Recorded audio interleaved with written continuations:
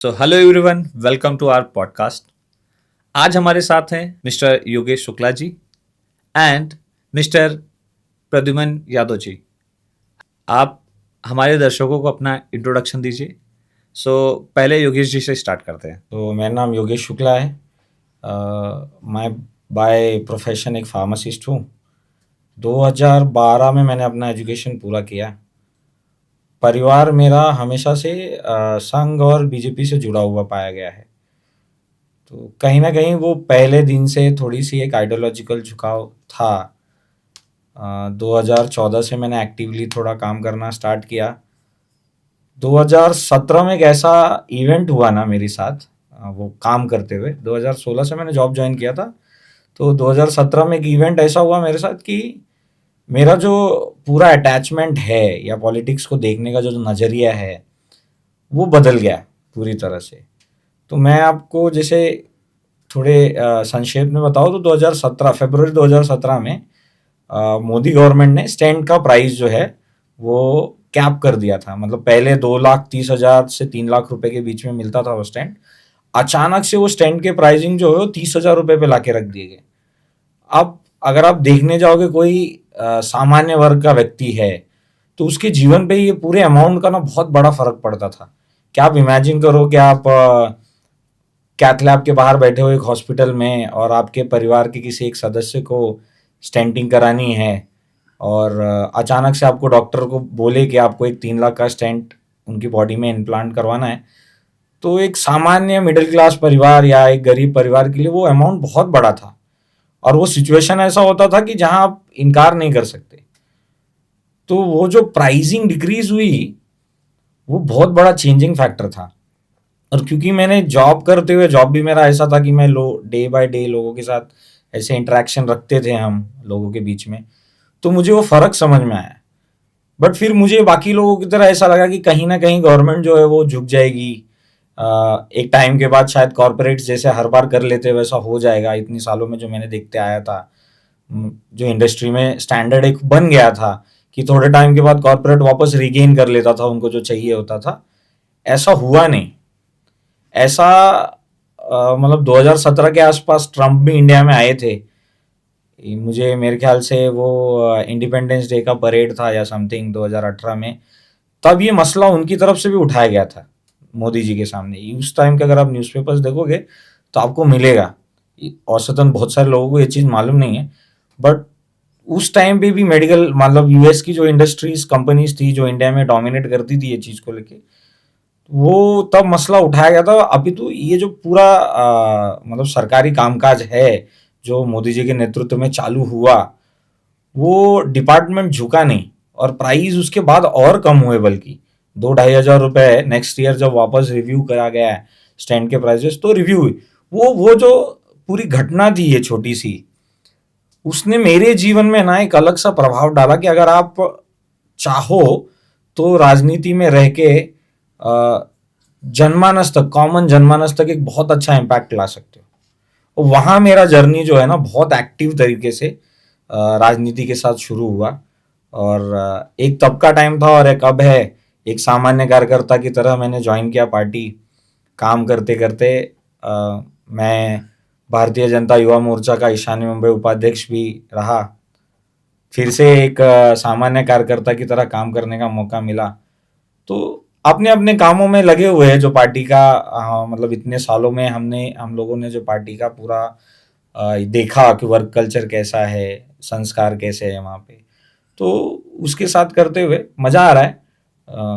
कभी कभी थोड़ा सा ऐसा लगता है कि मतलब युवाओं का जो रुचि है या जो उनका पूरा इंटरेस्ट है या जो इन्वायरमेंट है बेसिकली पॉलिटिक्स को देखने का, तो कोशिश करते हैं थोड़ा बदलने की। बिकॉज नई पीढ़ी जब तक आएगी नहीं, कुछ नया इनोवेटिव करेगी नहीं, तब तक वही ओल्ड स्कूल वाला सिस्टम में सब कुछ चलता रहेगा। तो बहुत पहले मैंने एक मूवी देखी थी रंग दे बसंती करके।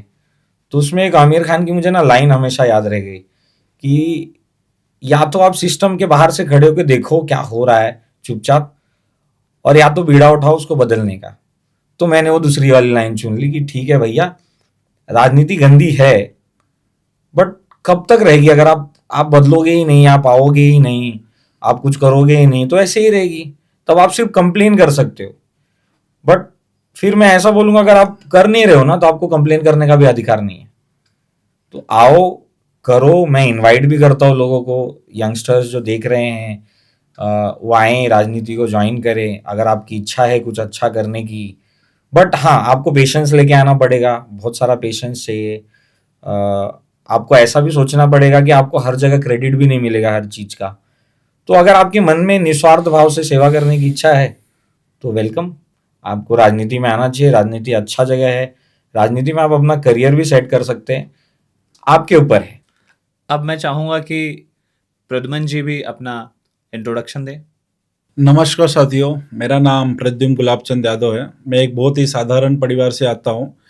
इस समय मैं कांग्रेस पार्टी की जो छात्र स्टूडेंट विंग है NSY, उसका मुंबई का प्रदेश अध्यक्ष हूँ। मैं कांग्रेस पार्टी की स्टूडेंट विंग को लीड कर रहा हूँ मुंबई में। तो मेरा राजनीति में जर्नी मेरा कुछ रुचि था नहीं राजनीति में, बट कहते हैं ना कि ऊपर वाले की कुछ अलग ही मानसिक दया दृष्टि रहती है कि हमें कौन से रास्ते पे ले जाए हमें पता ही नहीं रहता। तो जैसे ही मेरे स्कूल की पढ़ाई खत्म हुई, एक मेरे में बचपन से ही एक लीड करने की लोगों को लीड करने की एक अलग ही भूमिका रही है हमेशा। लोगों को हमेशा मैं लीड करता रहता था हमेशा। तो जैसे ही स्कूल की पढ़ाई खत्म हुई, मैं झुंझुनवाला महाविद्यालय जो घाटकोपर में, वहाँ से ग्रेजुएशन किया हुआ हूँ। तो स्कूल की शिक्षा खत्म होते मैं कॉलेज में कदम रखा, तो मेरा मन था आर्मी में जाने का। तो जैसे एक नया सपना लेके मैं कॉलेज पहुंचा, मैंने एडमिशन लिया और वहाँ पे एक NCC नेशनल कैडेट कोर था, वो भी ज्वाइन किया। तो तब तक तो मेरे कुछ राजनीति में मेरी रुचि नहीं थी। मैंने 12th NCC ज्वाइन किया, फर्स्ट ईयर किया, सेकेंड ईयर किया। तो जब मैं थर्ड ईयर में पहुंचा, मैं 13वीं में पहुंचा, BA में मैंने एडमिशन लिया फर्स्ट ईयर में। तो मैं NCC के भी थर्ड ईयर में तब तक पहुंच चुका हुआ था। तो फिर चुनाव आ गए थे, जो NSY के आपस में चुनाव होते हैं, पार्टी का संगठन का ही चुनाव होता है, जिसमें अलग अलग पदों के लिए चुनाव होते हैं। कांग्रेस पार्टी में, NSY यूथ में चुनाव होते हैं। तो चुनाव का माहौल था मुंबई में, बात है 2018 की है। चुनाव 2018 में हुआ था। उसके पहले जो माहौल होता है ना, एक माहौल बना हुआ था मुंबई के हर कॉलेजेस में, चुनाव का माहौल बना हुआ था। तो मेरे एक मित्र थे, वो आए, बोले मुझे कि भाई मुझे चुनाव लड़ना है, आपका सपोर्ट चाहिए, NCC के बच्चों का वोट चाहिए। बोला ठीक है, चलो मदद करेंगे। मित्र थे, मित्र के साथ कुछ भी तो किए, उनको मदद करते करते करते। तो पता नहीं, कुछ NSY के जो बड़े लीडर थे, उनको पता नहीं मुझ में क्या दिखा। वो बोले कि आप भी चुनाव लड़िए, आप बहुत अच्छा लोगों का अटैक करते हैं, स्टूडेंट को अच्छा जोड़ते हैं, अच्छा बोलते हैं, आपके पास एक अच्छी टीम है। मेरा इच्छा नहीं थी, बट दोस्तों की सारी राय थी कि मुझे चुनाव लड़ना चाहिए। तो मैंने अपनी इच्छा शक्ति, मैंने भी नॉमिनेशन किया। मैंने प्रदेश उपाध्यक्ष के लिए 2018 में नॉमिनेशन किया था और मैं चुनाव लड़ा भी। मैं एक मध्यम परिवार से था, मुझे उतना चीज़ें पता नहीं थी राजनीति के बारे में, लेकिन मैं धन्यवाद करना चाहता हूँ राहुल गांधी की विचारधारा को, कि एक चुनाव के माध्यम से कि एक मध्यम परिवार के लोगों को भी उन्होंने राजनीति में लाया। मैं डायरेक्ट NSY की प्रदेश की कमेटी में पहुंचा और मैं 2018 में पहली बार भी राजनीति में की शुरुआत हुई। मैं 2018 में प्रदेश का उपाध्यक्ष बन गया NSY का। फिर वहाँ से मैं काम करते रहा, छात्रों के मुद्दे उठाते रहा, विश्वविद्यालय में छात्रों के मुद्दे उठाता रहा, जैसे टाइम पे एग्जाम ना होना, रिजल्ट टाइम पे ना आना, कोई कॉलेजेस में जैसे स्टूडेंट को फी का इशू आता तो वहाँ पे जाके टीचर से बात करके उन्हें कुछ समय का मोहलत दिलाना। जैसे छात्रों के जैसे इशू होते थे, हम जाते थे, मिलते थे छात्रों के, वैसे समस्याओं का समाधान करते थे। छात्रों की सेवा करते करते 2 साल बीत गए। 2020 में मेरे कामों को देखते हुए पार्टी ने के शीर्ष नेतृत्व ने, आदरणीय राहुल गांधी जी का मैं धन्यवाद करता हूं कि मुझ जैसे मध्य परिवार के लोग, छात्र लड़के को, जिसका परिवार का कोई भी राजनीतिक बैकग्राउंड नहीं है, 2020 में मुझे मुंबई का प्रदेश अध्यक्ष नियुक्त किया गया मेरे कामों को देखते हुए। तो वहां से मेरी राजनीतिक जिम्मेदारियां काफी बढ़ गई। अध्यक्ष पद काफी जब महत्वपूर्ण पद था। तो वहां पे लॉकडाउन का भी समय आ गया था। लॉकडाउन में स्कूल कॉलेज सारी चीजें बंद थे। हमने ऑनलाइन चीज़ें अपने नंबर को किया, हेल्पलाइन नंबर जारी किया, जहाँ पे जो स्टूडेंट को जैसे हेल्प मिल सकती थी, जैसे कोई बाहर का था, यूपी बिहार पंजाब का, जैसे हमारी सरकार थी महा विकास अघाड़ी की, जो जिस ट्रेन में जैसे सुविधा मिलती थी हमने छात्रों की मदद करते गए। इस तरह सफर चलता रहा। आज भी मैं मुंबई एनएसवाई का प्रदेश अध्यक्ष हूँ। जहाँ पे जरूरत पड़ती है छात्रों की हम खड़े रहते हैं। कोई भी किसी चीज का अगर में फोन आता है, समस्या होती है तो हम चले जाते हैं। अब बात रही, मैं यूथ को यही बोलना चाहता हूँ, राजनीति में हमें इसलिए आना चाहिए कि अगर हम राजनीति में नहीं आएंगे तो जो हमसे भी कम पढ़े लिखे लोग हैं वो डिसीजन लेंगे कि हमारा फ्यूचर क्या होगा। राजनीति में हम रहे या न रहें, लेकिन ये चीज हमेशा याद रखना चाहिए, एक राजनीति ऐसा जरिया है जो हमारे जीवन के बारे में, हमें पहनना क्या है, हमें बोलना क्या है, हमें लिखना क्या है, ये सारी चीजें जो तय होती है राजनीति में बैठे हुए लोग तय करते हैं। तो मेरा युवाओं को इतना यही कहना है कि पढ़े लिखे अच्छे लोग ही अगर राजनीति में आएंगे तो राजनीति सुधरेगी, राजनीति का विकास होगा, देश का विकास होगा। मुझे आपसे एक क्वेश्चन था। रिसेंटली अभी एक न्यूज़ आप बोल सकते हैं या फिर सोशल प्लेटफॉर्म्स पे मीम भी वायरल हो रहे हैं बहुत सारे, रिगार्डिंग राहुल गांधी जी ने एक पोस्ट किया है जिसमें उन्होंने दावा किया है कि ब्राज़ीलियन मॉडल जो कि इंडिया में 24 टाइम्स वोटिंग की है, ये बात आपके हिसाब से इस बात में कितनी सच्चाई है? पहले मैं इस चीज पे बताता हूँ। राहुल गांधी जी वो तस्वीर इसलिए दिखा रहे हैं क्योंकि वो तस्वीर है हरियाणा के, उसमें वोटर आईडी में उस महिला की स्त्री है जो एक उन्होंने बताया कि ब्राजील की एक मॉडल है। तो राहुल गांधी जी इसलिए उसकी तस्वीर दिखा रहे हैं। तो बात यही रही कि जैसे नरेंद्र मोदी जी ने 2014 में अपना गुजरात मॉडल को दिखाते हुए देश के प्रधानमंत्री बने, युवाओं को मूर्ख बनाया, 2 करोड़ रोजगार देंगे देश के लिए, ये करेंगे वो करेंगे, न करते हुए तो आज कहीं ना कहीं युवा उनकी बातों को समझ गए। तो जहां पे गुजरात मॉडल फेल हो गया तो नरेंद्र मोदी जी ने चुनाव आयोग के जरिए एक ब्राजील मॉडल लाया। तो ब्राजील में बस यही चुनाव आयोग से राहुल गांधी ने सवाल किया है कि हरियाणा के वोटर लिस्ट में जो फोटो आई है वो ब्राजील मॉडल की फोटो क्या कर रही है, और वो भी 25 जगह पे, और उसने 22 बार वोट भी किया है 10 बूथे में जाके। बस राहुल गांधी जी का इतना सिंपल सा सवाल था जो चुनाव आयोग ने अभी तक नहीं दिया हुआ है। तो फोटो आई है, सही है, आपने पेश भी की, मैं एग्री भी करता हूँ। क्या एक ब्राजीलियन मॉडल की फोटो आई है, या ये जो घटना हुई है जैसे ब्राजीलियन मॉडल की फोटो आ गई तो बहुचर्चित हो गई वो चीज, क्या ब्राजीलियन मॉडल की फोटो आ गई। अच्छा, ब्राजीलियन मॉडल से याद भी आया कि वो ब्राजीलियन मॉडल ने भी एक वीडियो रिलीज किया, उन्होंने अपना स्टेटमेंट में दिया कि मैं तो आई ही नहीं हूँ इंडिया में। ठीक है, अब जो चुनावी प्रक्रिया होती है बेसिकली, जिसे बहुत सारे अपने युवाओं को नहीं मालूम होगा, या जो राहुल जी यूजुअली अपने वोट चोरी वाले जितने भी वो प्रेस कॉन्फ्रेंस लेते हैं तो उनको बताते हैं कि बेसिकली हुआ क्या या क्या कर रहे हैं। तो पहले तो जो दर्शक हैं आपके, जो जेनजी हैं या जो युवा हैं जिन्होंने जो पहली बार वोट करेंगे या कर चुके हैं, अभी अभी उन्होंने वोट किया है, उनके हृदय में जो पूरा चुनाव प्रणाली को लेके अगर डाउट है, संशय, ये बेसिकली संशय क्रिएट करने की कोशिश की जा रही है। ठीक है, तो मैं आपको बता दूं, हाँ डेटा फ्लॉड हो सकता है, हाँ डेटा में किसी का नाम 2 बार आ सकता है, फोटोज रिप्लेस हो सकते हैं, सारी चीजें हो सकती हैं। ठीक है, बट वोट चोरी नहीं हो सकता आपका। ये डेटा का फ्लॉ होना नया भी नहीं है।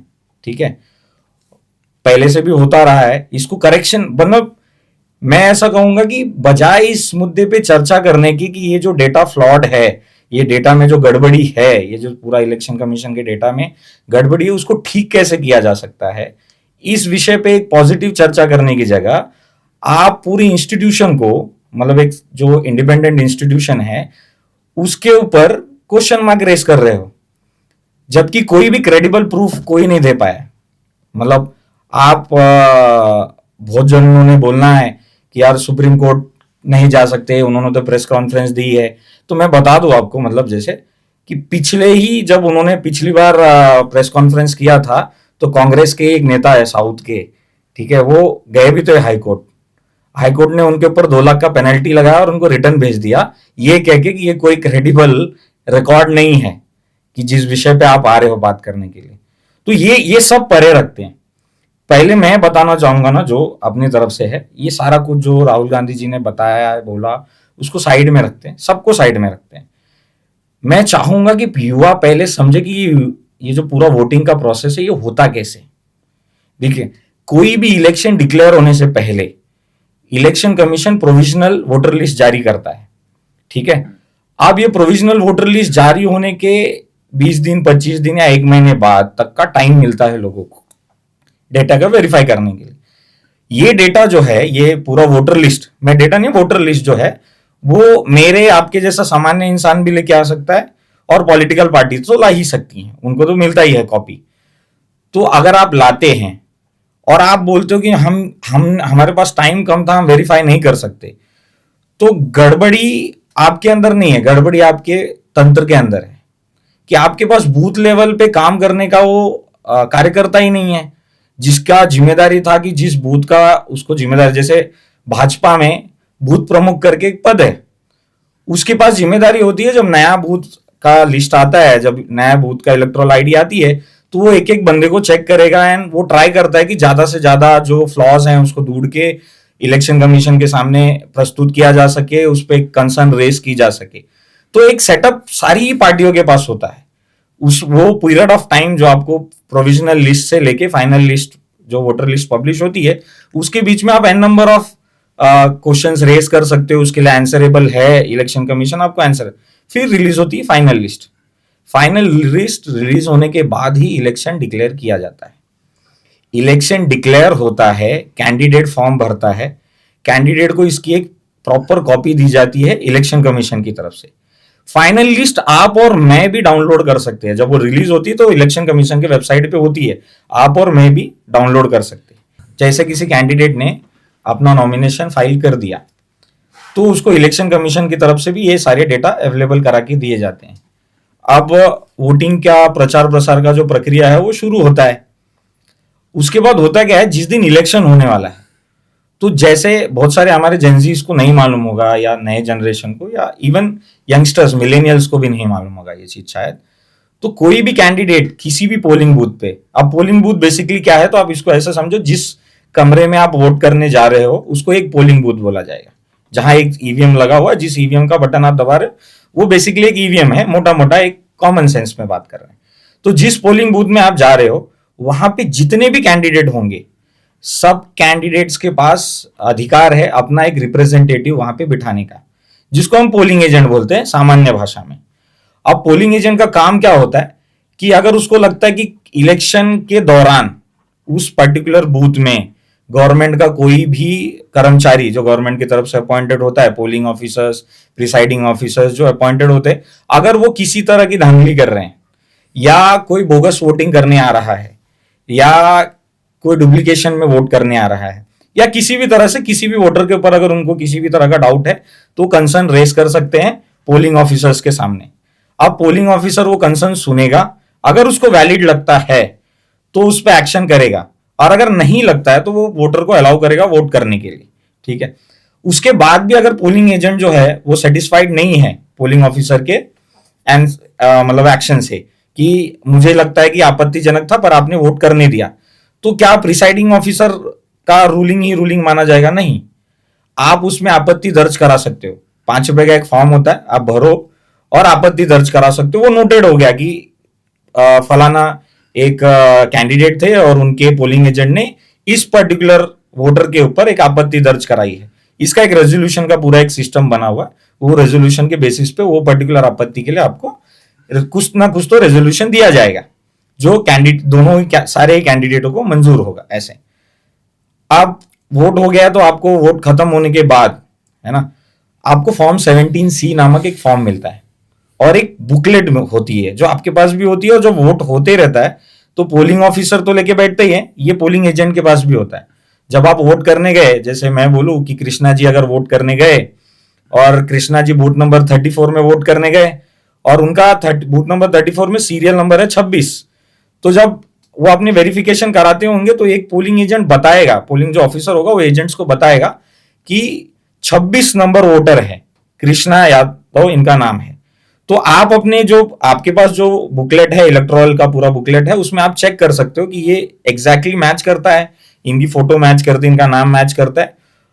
और एक चीज जो हम बीच में बताना भूल गए, इस जो यूजुअल रिकमेंडेशन होता है वो इस चीज का होता है, जो आपका पोलिंग एजेंट है वो इसी बूथ के रहने वालों में, मतलब उसका नाम भी इस बूथ में हो, तो उसका एक एडेड एडवांटेज, अनसाइड एडेड एडवांटेज ये होता है कि वो उस बूथ के ज्यादातर वोटर्स को जानता होता है।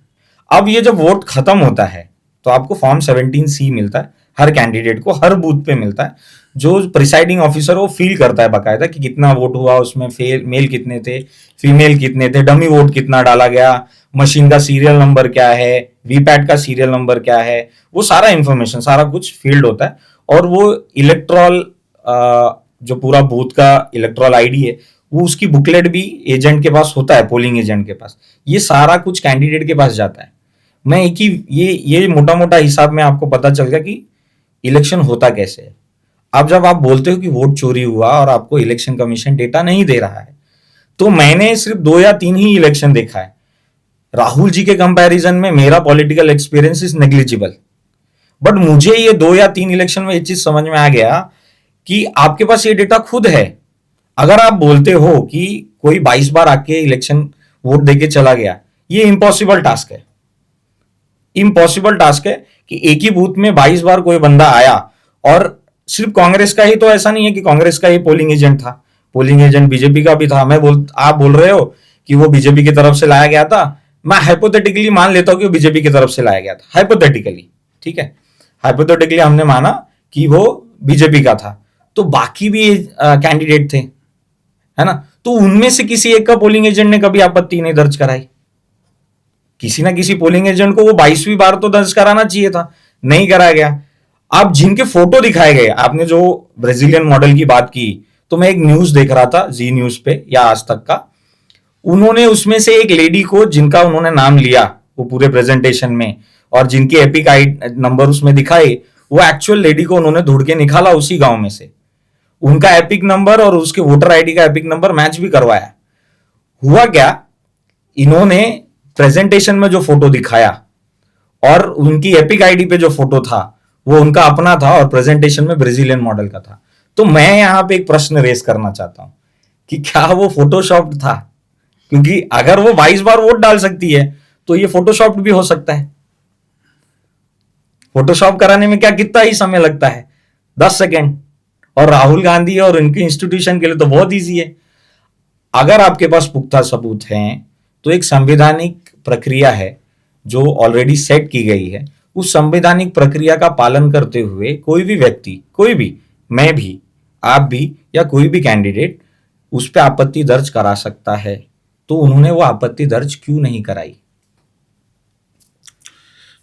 मैं इस मुद्दे पे बोलना चाहूंगा कि जैसे योगेश भाई से मैं एक सवाल पूछना चाहता हूं। जैसे आपने स्टार्टिंग में कहा कि डाटा थोड़ा फर्जीवाड़ा हो सकता है, क्या आप इस बात को मानते हैं? मैंने ये नहीं कहा कि फर्जीवाड़ा हो सकता है। आपने कहा ना कुछ नहीं, फ्रॉड हो सकता है। मैंने कहा कि फ्लॉड हो सकता है, फ्रॉड हो सकता है नहीं। क्या कहा आपने? फ्लॉड हो सकता है, डेटा में गड़बड़ी हो सकती है। हाँ। फ्रॉड और फ्लॉड में दोनों में फर्क है। ठीक है, जैसे आपने कहा डेटा में गड़बड़ी हो सकती है, हम्म। तो ठीक है, डेटा में इतना तो आप कम से कम मानते हैं गड़बड़ी हो सकती है, तो चुनाव आयोग तो भी चीजें मानने को तैयार नहीं है। देखो, मैं एक चीज बोलता हूं, राहुल गांधी पूरी, आप मैंने हाँ, आपके बीच में नहीं बोला, नहीं, मैं बोलना ठीक, चाहता हूँ, ठीक, मेरी बात को सुन लीजिए 2 मिनट, फिर आप बोलिए। ठीक है, आपने बोला गड़बड़ी हो सकती है, तो चुनाव आयोग तो पहली बार इस चीज को मानने को तैयार ही नहीं है कि ठीक है। डेटा में कोई गड़बड़ी है। ठीक है। और बात करें, मोदी जी इतना ढोल तरासेट साल के पीट के डिजिटल इंडिया की बात करते थे, आज हर चीजें डिजिटल हो गई है। ठीक है, तो वोटर लिस्ट को भी एक डिजिटल कर दिया जाए ना, जो मतलब डबल नाम है। राहुल जी ने फोटो के अलावा, जैसे आप बोल रहे हैं कि किसी न्यूज में आपने देखा कि ऐसा तो न्यूज में ये भी दिखाया गया कि जिस मकान में कम से कम जो 100 वोटर थे, उस मकान पे भी न्यूज वाले पहुंचे। तो क्या एक एक घर में उसने खुद ही बताया कि इस मकान में इतने लोग नहीं रहते, वो खुद टेंशन में था कि इतने लोग के नाम मेरे मकान में कहां से आए और कितने लोगों के 0 नंबर के मकान आए थे। तो बात इतनी सी है। और जैसे आप बोल रहे हैं कि कोई भी चुनाव प्रक्रिया सभी को पता है, चलिए आप इस चुनाव प्रक्रिया के बारे में बताए, ठीक है, लेकिन मेरा कहना यह है कि चुनाव प्रक्रिया है तो चुनाव आयोग के जो ज्ञानेश कुमार जी हैं, वहां पे कैमरा लगा होता है, वो कैमरे का जो सीसीटीवी फुटेज है वो क्यों डिलीट कर दिए? अगर कहीं कुछ गड़बड़ी नहीं थी, ठीक है, कोई गड़बड़ी नहीं थी, तो सीसीटीवी फुटेज जो था उसको डिलीट क्यों कर दिया? उसमें क्या कुछ ऐसा तो कुछ था नहीं। हम वोट डालने जाते हैं, जैसे उन्होंने माताओं बहनों का दिया कि माताओं बहनें वोट डालने हम सब जाते हैं, तो उसमें कुछ गलत नहीं है, वोट ही डालने हैं, और उसमें पता भी नहीं चलता कौन किसको वोट दे रहा है। ठीक है, वो चीजें पता नहीं, और उसमें कोई मेरे ख्याल से कोई बड़ी बात नहीं थी। जो तो इन्होंने जो कायदा बनाया कि नहीं इतने दिन के अंदर सीसीटीवी फुटेज दे देंगे, और आप बात कर रहे हैं कि ये बिहार का चुनाव, जो पहले चरण का चुनाव है 4 नवंबर को हो चुका है। ठीक है, अभी तक डिजिटल इंडिया की बात कर रहे हैं, कितने पुरुष और कितने महिलाओं ने वोट दिया हुआ है, अभी तक चुनाव आयोग ने उसका डेटा नहीं दिया, जो शाम तक दे देना चाहिए था। अभी तक उन्होंने उसका डेटा नहीं दिया, कितने पुरुष और कितने महिलाओं ने वोट दिए। और जो ब्राजीलियन वोट की आप बात कर रहे हैं, उसने 22 वोट 10 बूथों में डाला है, सिर्फ एक बूथ में नहीं डाला हुआ है, 10 बूथों में जाके अलग अलग जगहों पे डाला हुआ है। तो अगर वो बोल रही है कि मैं इंडिया नहीं आई हूं, हम भी बात मानते हैं इंडिया नहीं आई है, तो कौन उसकी जगह पे वोट जाके डाला है, हमारा सवाल वही है। सीसीटीवी फुटेज दे दे, बात खत्म हो जाएगी, दूध का दूध पानी कर दे। और आप बात कर रहे हो राहुल गांधी जी झूठ बोल रहे हैं। अरे बीजेपी और आरएसएस की जो पूरी राजनीति का जो सफर है, वो गांधी परिवार को गाली देके और राहुल गांधी जी को गाली देकर ही चलती है। अगर राहुल गांधी जी गलत होते तो अभी तक चुनाव आयोग क्या से क्या नहीं कर देता। ईडी सीबीआई सब आपके पास है, अब एफआईआर करा दो अगर वो गलत है, चुनाव आयोग जवाब दे देना उसका। उनके प्रेस कॉन्फ्रेंस के हुए कम से कम 1 हफ्ते के ऊपर हो गए, अभी तक चुनाव आयोग की तरफ से कोई जवाब नहीं आया है। इसके बारे में आप क्या बोलते हैं? तो जैसे सरकार एक अलग विषय है, आप कॉन्स्टिट्यूशनली अगर देखने जा रहे हो लीगली बाइंडिंग तरीके से, तो मैं कहूंगा ECI election commission of India जो होता है वो एक टोटली डिफरेंट बॉडी है, इंडिपेंडेंट। ठीक है, गवर्नमेंट एक इंडिपेंडेंट बॉडी है, जैसे सुप्रीम कोर्ट एक इंडिपेंडेंट बॉडी है, गवर्नमेंट उनको मैंडेट नहीं कर सकती किसी चीज को, और उसी तरह ईसीआई भी एक इंडिपेंडेंट बॉडी है जिसके ऊपर गवर्नमेंट कोई मैंडेशन नहीं लगा सकती। ठीक है, उसके अपने नियम कानून है काम करने के। तो ये नोटिफिकेशन ऐसा नहीं है कि आप जो मांग रहे हो वो दिया नहीं जा सकता। मैं आपके बात से पूरी तरह सहमत हूं। चुनाव आयोग एक निरपेक्ष है, एक स्वतंत्र बॉडी, आप ये मानते हो? बॉडी में बात मानता हूं। तो मेरा बीजेपी वालों से तो यही सवाल है कि अगर हम चुनाव आयोग से कोई चीज, चुनाव आयोग के ऊपर अगर कोई मुद्दा उठा रहे हैं, अगर उस पर कार्यप्रणाली पे कोई सवाल उठा रहे राहुल गांधी, तो इसमें बीजेपी को क्या तकलीफ हो रहा है? अभी आपके मुंबई के पूर्व अध्यक्ष और जो मंत्री हैं आशीष शेलार जी ने भी एक निकाला, उन्होंने मुस्लिम लोगों के नाम निकाले, बोले डबल है। कहीं ना कहीं वो भी तो मानते हैं ना प्रेस कॉन्फ्रेंस के जरिए कि कहीं ना कहीं गड़बड़ी है। तो राहुल गांधी जी की बात वही है, वो गड़बड़ी है। तो इसमें बीजेपी का क्यों पेट दुख रहा है, हमें जानना चाहते हैं। हम भी तो चाहते हैं निष्पक्ष चुनाव। दो शब्दों का इस्तेमाल करना, जैसे मैं कहना चाहूंगा अपने मित्र को कि चोरी जब आप शब्द इस्तेमाल करते हो ना, गड़बड़ी अलग विषय होता है, पर जब आप चोरी ये शब्दों का जो चयन होता है ना बहुत महत्वपूर्ण होता है। जब आप चोरी ऐसा शब्द इस्तेमाल करते हो ना, तो आप सेंसेशनल, मतलब उसको जबरदस्ती का सेंसेशनलाइज करने का कोशिश कर रहे हो। ठीक है, आप उसको प्रूव नहीं कर सकते, ये आप भी मानते हो भाई। ठीक है, मैं एक चीज देखो, आप बात कर रहे थे, मैंने बोला नहीं। ठीक है, तो मैं चाहूंगा कि जब मैं उसके लिए प्रति उत्तर दे रहा हूं तो आप उसमें ना बोले। ठीक है, आप राहुल गांधी जी के एक एडवाइजर हैं, उनका नाम है योगेंद्र यादव, पहले आम आदमी पार्टी में थे, और वहां से मतलब जो भी उनका हुआ धक्के मार के निकालने के बाद यहां वहां कुछ दिन भटके, और उसके बाद अब आके कांग्रेस पार्टी में राहुल गांधी जी के एडवाइजर हो गए। उनका मैं एक इंटरव्यू देख रहा था, तो वहां उस इंटरव्यू में उन्होंने ही माना है कि भाई ये जो पूरा मुद्दा है ये सिर्फ एक तरीका है कि कुछ ऐसे वोटर जो बीजेपी को जाके वोट दे सकते थे, उन वोटर्स को कंफ्यूज करने की, एक स्टेट में लाने की, कुछ मोटा मोटा जो हिसाब था उनके बोलने का पूरा वो ये है। आप बोलोगे मुझे वो इंटरव्यू दिखाने का, तो मैं आपको वो इंटरव्यू भी दिखा दूंगा। अब जहां तक बात है कि ये फ्लॉड सिस्टम को करेक्ट करने का कुछ काम हुआ क्या, तो मैं दो तरीके होते हैं। ऐसा नहीं कि कांग्रेस ये मुद्दा पहली बार उठा रही, मतलब कांग्रेस ही ये मुद्दा उठा रही है। दिल्ली का जब इलेक्शन हुआ था, दिल्ली में जो अभी इलेक्शन बीता, जब इलेक्शन हुआ था, तो ये सेम चीजों पे लड़ाई आम आदमी पार्टी और बीजेपी के बीच में हुई। बट रैदर की उन्होंने प्रेस कॉन्फ्रेंस करके ये बोलना नहीं स्टार्ट किया कि दिल्ली में वोट चोरी हो रही है। उन्होंने जो संवैधानिक प्रक्रिया थी, जो रूल सेट किए गए हैं, संविधान जो लेड प्रोटोकॉल्स हैं, जिसको हम एसओपीज बोलते हैं, उस एसओपी के अंतर्गत जो भी प्रावधान है, उन प्रावधानों का इस्तेमाल करके इलेक्शन कमीशन के पास बाकायदा अपनी अपनी कंप्लेन फाइल की है इसी मुद्दों पे, इन्हीं इलेक्टोरल रोल के लेके मुद्दों पे ही है। मतलब आपकी ही इंडिया अलायंस की एक पार्टी इलेक्शन कमीशन के पास जाती है और वहां पे शिकायत दर्ज कराती है कि ये गड़बड़ है। रूलिंग पार्टी जिसको आप बोलते हो कि आप अपने मनमाने हिसाब से चला रही, वो भी इलेक्शन कमीशन के पास जाती है और सारा सबूत सब कुछ देके अपना आपत्ति दर्ज कराती है। उसी इलेक्शन के बाद एसआईआर का एक प्रोसेस होता है। अब मैं ना बड़ी विचित्र सी चीज बताऊंगा और बताऊंगा कि क्यों जबरदस्ती का ना वो दोगलापंथी हो रही है उसमें, ठीक है।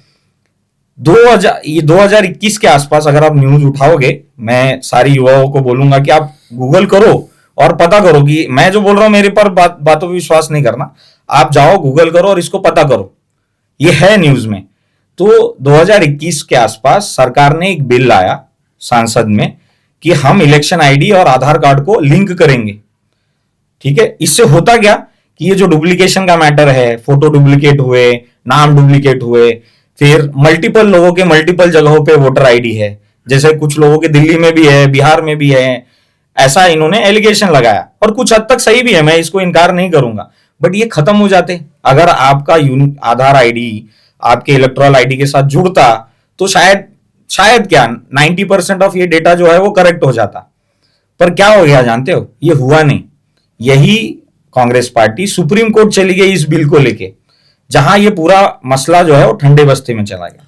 फिर आता है एसआईआर, फिर बताता हूं मैं आपको, आता है एसआईआर, ठीक है।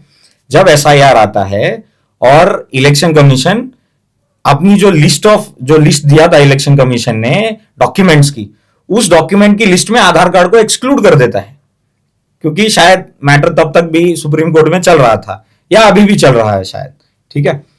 तो ये वापस जाते हैं सुप्रीम कोर्ट ये मांग करने के लिए कि भाई आधार कार्ड को कैसे एक्सक्लूड कर सकते हो, ये तो पहचान पत्र है, इसको एक्सक्लूड कर दोगे तो आदमी अपनी पहचान कैसे साबित करेगा। मतलब एक तरफ जब उस डेटा को करेक्ट करने की बात हो रही थी 2021 में ही, ये सारा मसला खत्म चालू होने के बहुत पहले 2021 में ही जब उस डेटा को करेक्ट करने का कोशिश किया जा रहा था, तब तो आप चले गए सुप्रीम कोर्ट ये बोल के कि बहुत सारे लोगों के वोट कट जाएंगे, ये हो जाएगा वो हो जाएगा। और जब एसआईआर की प्रक्रिया चालू हुई, ये जो मसले राहुल गांधी जी उठा रहे हैं कि वोटर फ्रॉड है, डबल नाम है, फोटोज का गलती है, बहुत सारे लोग माइग्रेट हो चुके हैं फिर भी उनका नाम है, ये सारा जो मसला राहुल जी उठा रहे हैं, इसको करेक्ट करने की जो प्रक्रिया है वो एसआईआर है। नया भी नहीं बनाया गया, एसआईआर नया नहीं है, एसआईआर पहले से मेंशन्ड है, इसके पहले भी हो चुका है, कांग्रेस के राज में भी हुआ है। तो जब वो प्रक्रिया इलेक्शन कमीशन कर रहा है, उस प्रक्रिया के अंतर्गत जब उन्होंने आधार कार्ड निकाल दिया था और आपको आधार कार्ड से पहले आपत्ति थी कि आप नहीं चाहते हो कि आधार कार्ड इलेक्शन आईडी के साथ जोड़ा जाए, तो अब आपने आधार कार्ड लिंक करने का फैसला क्यों ले लिया अचानक से ऐसा क्या हो गया कि आधार कार्ड को आप पहचान पत्र के नाते इलेक्शन आईडी के लिए इस्तेमाल किया जाए, और 2021 में आपको आपत्ति थी, क्यों थी? क्योंकि तब आपके एजेंडे को सूट नहीं कर रहा था शायद वो। माफी चाहता हूँ, बीच में रोकना चाहूंगा। मेरा एक क्वेश्चन है कि आपसे भी रहेगा सर सेम। मेरा एक क्वेश्चन है कि अगर आधार कार्ड को इलेक्शन आईडी से जोड़ दिया जाए तो क्या ये सही रहेगा? गलत भी नहीं होगा ना, बहुत सारा डेटा। देखो आपका आधार कार्ड यूनिक है, आपका एक आधार कार्ड यूनिक है। पहले इन्होंने जो ऑप्शन उठाया था, जैसे मैंने जो न्यूज आर्टिकल्स वगैरह पढ़े, वो ये था कि आपका आधार का डेटा लीक हो सकता है, ये हो सकता है, आपकी प्राइवेसी हैम्पर हो सकती है। तो हमने वो टेक्नोलॉजी को डेवलप किया। अब उसमें वर्चुअल आईडी, आप अपना आधार कार्ड भी अगर देखोगे तो उसमें वर्चुअल आईडी है, मास्क आधार कार्ड जिसको हम बोलते हैं, कि आपका एक्चुअल आधार कार्ड नंबर नहीं बताया जाएगा, एक अलग वर्चुअल आईडी बताई जाएगी जो आपके ओरिजिनल आधार कार्ड से लिंक रहेगी। ये सिस्टम पे जब आप काम करोगे तो आप उसको लिंक करके कुछ ना कुछ तो एक सोल्यूशन निकाल सकते हो। मैं ये नहीं कह रहा हूं कि वो पूरा का पूरा डेटा 100% सही हो जाएगा, बट आप 95% करेक्ट कर सकते हो ना। जहां 140 करोड़ लोगों का डेटा है आपके पास, 100% correction is next to impossible, हमारे लिए नहीं, दुनिया के किसी भी देश के लिए। बट ये सारा सिस्टम को करेक्ट करने का जो जिम्मेदारी है वो सबका है, अकेले इलेक्शन कमीशन का नहीं है, आपका भी है। आप भी उसमें एक पार्टिसिपेटिंग फैक्टर हो। आपके लोगों द्वारा दिया गया फीडबैक उसको सही करने में हेल्प करेगा। इसके लिए इलेक्शन कमीशन तैयार है। इलेक्शन कमीशन आपकी सुझावों को ले रहा है। आप हर बार हर इलेक्शन में उनके पास कंप्लेन करने बाकायदा एसओपी में जाते हो। इलेक्शन में अगर कुछ फ्लॉ होता है, कोई एक भाजपा के किसी एक नेता ने कुछ बोल दिया, तो आप बरोबर उसके लिए लेटर लेके जाओगे इलेक्शन कमीशन के ऑफिस में कंप्लेन फाइल करने के लिए। बट आप इतना सीरियस एलिगेशन दे रहे हो, उसके लिए आप इलेक्शन कमीशन को एक रिटर्न एफिडेविट भी देने को तैयार नहीं हो, या एक रिटर्न कंप्लेन देने को भी तैयार नहीं हो। जब आपको अभी अभी वाला जो हाइड्रोजन बॉम्ब, एच बॉम्ब उन्होंने बोला, फोड़ा है, तो बहुत एक अजीब सी चीज मेरे को, मतलब बहुत सारे लोगों ने शायद नोटिस भी की होगी कि प्रेस कॉन्फ्रेंस खत्म हो जाता है तो एक वो ANI के शायद रिपोर्टर थे, उन्होंने राहुल जी को पूछा कि राहुल जी आपके पास बहुत सारा डेटा है और आप कह रहे हो कि आपके पास प्रूफ भी है ये सारी चीजों का, और वो कहते हैं कि हम मानते भी है कि चलो ये प्रूफ है, तो क्या आप इसको लेके इलेक्शन कमीशन के खिलाफ या सरकार के खिलाफ कोर्ट के पास जाओगे? तो एक सामान्य इंसान होता, अगर मैं होता एज ए नेता, तो मैं जरूर कहता कि हाँ कोशिश करूंगा जाने की, क्योंकि मैं सिर्फ कांग्रेस पार्टी का नेता नहीं हूं। आपको ये भी समझना पड़ेगा कि राहुल गांधी जी इस समय लीडर ऑफ ऑपोजिशन है। लीडर ऑफ ऑपोजिशन होने के नाते अगर आपको लगता है कि सरकार या कोई भी संवैधानिक संस्था कोई भी गलत काम कर रही है, तो मैं उसको सही कराने के लिए मेरे पास जो चीजें हैं, जो भी टूल्स अवेलेबल है, उन सारी टूल्स का इस्तेमाल करके, हर संवैधानिक अधिकारों का इस्तेमाल करके लोगों को बताऊंगा और उसको करेक्ट करने का काम भी करूंगा। तो उसमें से एक टूल है कोर्ट जाना या ऑफिशियल कंप्लेन फाइल करना, उसमें से कोई भी काम नहीं हो रहा है। काम जो हो रहा है वो प्रेस कॉन्फ्रेंस करके लोगों को गुमराह करने का हो रहा है। योगेश भाई ने भी नरेंद्र मोदी की तरह ही बहुत लंबा चौड़ा भाषण दिया, लेकिन मेन मुद्दे पे कुछ बातें निकली नहीं। मैं जैसे इन्होंने आधार कार्ड की, मैंने कहा आधार कार्ड, बात तो सुनिए, मैं उसी पे बोल रहा हूँ, मसला निकाला गया भैया, मैं उसी पे आ रहा हूँ, आप सुनिए तो पहले। आप लोगों को सुनने में इतनी आपत्ति क्या है? इन्होंने जैसे आधार कार्ड आपने बोला कि अरे आप बात ही नहीं सुन रहे हो, तो आप बात तो मैं बता रहा हूँ। नहीं ना, उसी चीज को अब आपके ऊपर कि आप उसमें क्या लेना चाहते हो और क्या छोड़ देना चाहते हो, मैं उसी चीज के ऊपर तो बोल रहा हूँ। जैसे आप आधार कार्ड की बात कर रहे हैं, ये जो आधार कार्ड है ना, ये डॉक्टर मनमोहन सिंह जी ने लाया था और इसी का विरोध आपकी बीजेपी सरकार ने की थी। बीजेपी सरकार ने बोला था कि लोगों की प्राइवेसी खत्म हो जाएगी, लोगों का डेटा हो जाएगा। अब बात आप कर रहे हो, लिंक की बात कर रहे हो, ठीक है। SIR हुआ, ज्ञानेश कुमार ने खुद कहा है कि आधार कार्ड को वोटर आईडी जो SIR में हम प्रूफ के तौर पे नहीं मानेंगे। आप खुद उनका इंटरव्यू देख लीजिए। तो अपने इंटरव्यू अभी मैंने बताया आपको कि आधार कार्ड में एक्सक्लूड कर दिया गया था। तो बिहार SIR में क्या कर रहे थे? अरे मैं बिहार SIR में ही बोल रहा हूँ। बिहार SIR में उन्होंने कितने तो प्रूफ मांगे थे, 1900 इतने के पुरावा लाइए, लेकिन आधार कार्ड, पैन कार्ड को उन्होंने अमान्य किया हुआ है। अब देख लीजिए, मैं भी वही चीज बोल रहा हूँ एग्जैक्टली कि आधार कार्ड को हमारा एक्सक्लूड किया, क्योंकि आपने जब 2021 में करने का मतलब क्या हुआ? अगर आप डिजिटल 21 में दोनों को जोड़ने की बात हो रही थी, इलेक्शन आईडी और आपकी वोटर आईडी को 2021 में जोड़ने के लिए सरकार बिल लेके आती है, ठीक है। आप उस बिल के विरोध में कि आधार कार्ड को इलेक्शन आईडी से नहीं जोड़ा जाना चाहिए, आप चले जाते हो सुप्रीम कोर्ट। आप वहां पे सरकार के ऊपर आपको दुनिया भर के फालतू के बिल पास करने रहते हैं, नोटबंदी नहीं, फालतू नहीं, फालतू GST लाने रहते हैं, तो आपके पास इतने सांसद है, आपके सांसद में जो काम हो रहा है फालतू है। अरे सुनिए ना, मतलब मैं बेसिकली आप ये वर्ड गलत इस्तेमाल कर रहे हो। फालतू नहीं, जो चीज जनहित में है ही नहीं वो सारी बिलें फालतू है। भी नहीं, किस हिसाब से जनहित में नहीं है? क्या आप बताइए ना। आप जो आपने GST लगाया, हाँ GST लगाया, अच्छा है, इतने दिन लूटने के बाद आपने घटा दिया। अब मुझे आज भी याद है जब 1 जुलाई 2017 को आप GST लाए थे, ढोल बाजे नगाड़े के साथ GST लाया गया। मैं रात को 12 बजे सेलिब्रेट करके लाया था। वही ना, वही तो 12 बजे सेलिब्रेट करके ढोल नगाड़े की थी, बम फोड़ के GST लाया। आज क्या हुआ? इतने सालों बाद, 8 साल बाद GST को घटा दिए। ठीक, उसी तरह किस बात से कि GST लाया गया, इस बात से? अरे GST कम कर दिया गया, इस बात का तकलीफ है आपको? वही बात है। मुझे ना कांग्रेस जैसे कांग्रेस के जितने भी नेता हैं, उनको उनकी बातों में ना ये GST कम हो गया ना, इस बात की तकलीफ ज्यादा। वही तो बात है, एक डाकू आया, हमारे पैसे लूट के लेकर गया, फिर बाद में उसको पता नहीं क्या हुआ, अरे नहीं वो मेरे बारे में बहुत बुरा बोल रहा है, मैं चाहता हूँ उसके थोड़े परसेंटेज ना उसको लौटा देता हूँ, ठीक है। तो क्या वो डाकू के तारीफ करने लगेंगे? चोर चोरी होता है, ठीक है, और चाहे इतना चोरी करके ले जाए, और बात रहे। अब बात फिर नोटबंदी की हो गई, बात पूरी सुनिए, ठीक है। नोटबंदी भी ठीक है। अब नोटबंदी की हुई थी जो 8 नवंबर 2016 को, नरेंद्र मोदी ने क्या कहा था? भ्रष्टाचार खत्म होगा, ठीक है, आतंकवाद खत्म होगा। क्या हुआ? आज दिल्ली में भी आप देख लीजिए क्या हुआ, दिल्ली में भी क्या हुआ, पहलगाम में भी क्या हुआ। तो नोटबंदी में 100 से अधिक लोग लाइन में लग के मारे गए थे, जिसके परिवार में मरे उनका क्या होगा? आप सोचे, और नोटबंदी के तो सारे पैसे आ गए, तो कौन से काला धन आ गया अच्छा, दोस्त? मैं एक ही और चीज बोलूंगा, सुनिए, इन्होंने कहा आतंकवाद बंद हुआ क्या, तो मुझे नहीं याद है कि एक भी ट्रेन का बम ब्लास्ट हुआ। क्या?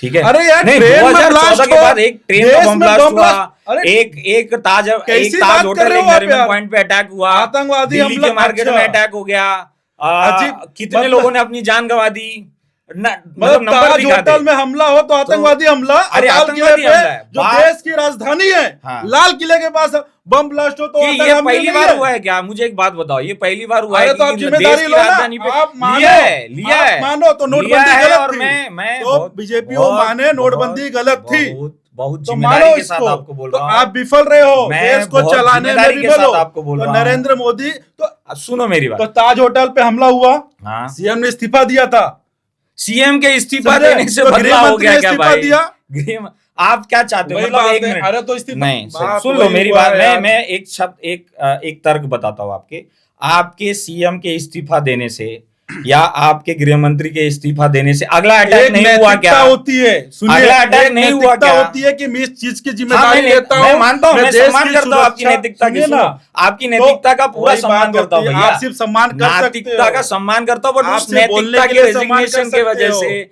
क्या उस नहीं, नैतिकता के देश के रेजिग्नेशन की वजह से प्रधानमंत्री टेररिज्म को रुक पहले गया? तो माफी मांगनी चाहिए थी, टेररिज्म रुक गया पहलगाम के लिए अभी तक भाई, देश के क्यों माफी गृह मांगेंगे? मंत्री तो ने माफी अगर नहीं मांगी, अगर बल्कि अगर उनका बेटा पाकिस्तान से मैच करा रहा है, किससे? अभी तक पहलगाम के किससे? लोगों को किससे? इंसाफ नहीं मिला, किससे? पाकिस्तान से हमने, मैच करा। आपको ऐसा लग रहा है भाई, हम गए, हमने वहां पे उनके 22 मिनट लगे थे, 22 मिनट पाकिस्तान घुटनों पे था, हर अरे बड़ा पूरा एयरबेस भाई, हम हमने तो स्ट्राइक चाहते हैं किया, पूरा पाकिस्तान को आप कब्जा कर लो, कैजुअलिटी नहीं गिरी। अरे हम तो चाहते हैं अरे आज ही पूरी भारतीय ये आपका सेना डबल आपके स्टैंडर्ड पास है, ये आपका डबल स्टैंडर्ड है, यार, आप क्या बात क्योंकि कर रहे हो? जब पाकिस्तान, देखो, पाकिस्तान। वॉर आपको एक समझने की जरूरत है, आज के 21वीं सदी में युद्ध सिर्फ हथियारों से सेना नहीं लड़ती, युद्ध लड़ा जाता है, अब आज की 21वीं सदी में युद्ध सिर्फ सिर्फ बंदूक लेके कोई सैनिक वहां बॉर्डर पे चला रहा है, वो अकेला युद्ध नहीं लड़ना है, युद्ध आपको भी लड़ना है, वो है अरे इंफॉर्मेशन हम तो वॉरफेयर सब का। तैयार है जब ना। इंफॉर्मेशन वॉर नहीं तैयार है, तो- आपने जो तैयारी की थी वो अपने लिए नहीं थी, हाँ। वो पाकिस्तान के लिए थी। अरे आप अपने ही पार्लियामेंट वही में तो, खड़े आप होके, सारे आप चीजें अपने मुद्दे ही उठाकर पार्लियामेंट में, पाकिस्तान मैंने लेकर नहीं गए। उठाया था, आपने वो मुद्दा क्या? उठाया, मैं आपको जवाब दे रहा अरे हूँ, तो आप अपने ही पार्लियामेंट में खड़े होके अपने ही हाँ। डिफेंस मिनिस्टर को, हाँ। अपने ही आर्मी के ऊपर प्रश्न चिन्ह उठा रहे हो कि कहाँ बताओ प्रश्न कितने चिन्ह रफेल उठा गिरे, रहे हैं? बताओ कितने रफेल गिरे, बताओ कितना ये गिरा, कितनी कैजुअलिटी हुई at a state of war. ठीक है, एक डॉक्ट्राइन होता है, जब अगर आप मैं राहुल गांधी जी से तो ये उम्मीद नहीं रखता हूं, जिनका परिवार मतलब राष्ट्रीय प्रधानमंत्री रह चुके हैं, उनके घर में 2-2 3-3, आपने राष्ट्रीय राजनीति में देश के मेजर बड़े फैसलों में आपका हस्तक्षेप रहा है, डायरेक्टली या इनडायरेक्टली आपका इन्वॉल्वमेंट रहा है। मुझे इतनी मेच्योरिटी की उम्मीद थी कि when the state is at a war, you do not question your own government, you do not question your army, you do not question your defense forces, you stand with them and you replied। और मैं इसका ना बहुत सटीक exam, जिस नरेंद्र मोदी जी के लिए ये व्यक्ति ने अभी थोड़े से विचलित शब्दों का इस्तेमाल किया, जब वो व्यक्ति गुजरात का सीएम था, उस समय के तत्कालीन प्रधानमंत्री पाकिस्तान के हमारे प्रधानमंत्री मनमोहन सिंह के बारे में कुछ अपशब्द कहे उन्होंने, ऐसे जो उनको नहीं इस्तेमाल करने चाहिए थे। भरे मंच से नरेंद्र मोदी जी ने उनको खरी खोटी सुनाई है कि हमारे मुझे बोल लीजिए, नवाज शरीफ के घर भाई पे शेर के जैसा यही गया गए था थे। बंदा, बिना वीजा लिए अरे अंदर गया और यार, वापस शेर आया, के- और जब उसकी पीठ पे खंजर घोपा गया तो उसने उनके घर में घुस के उनको मारा भी है। ये चीज भी मानते हो?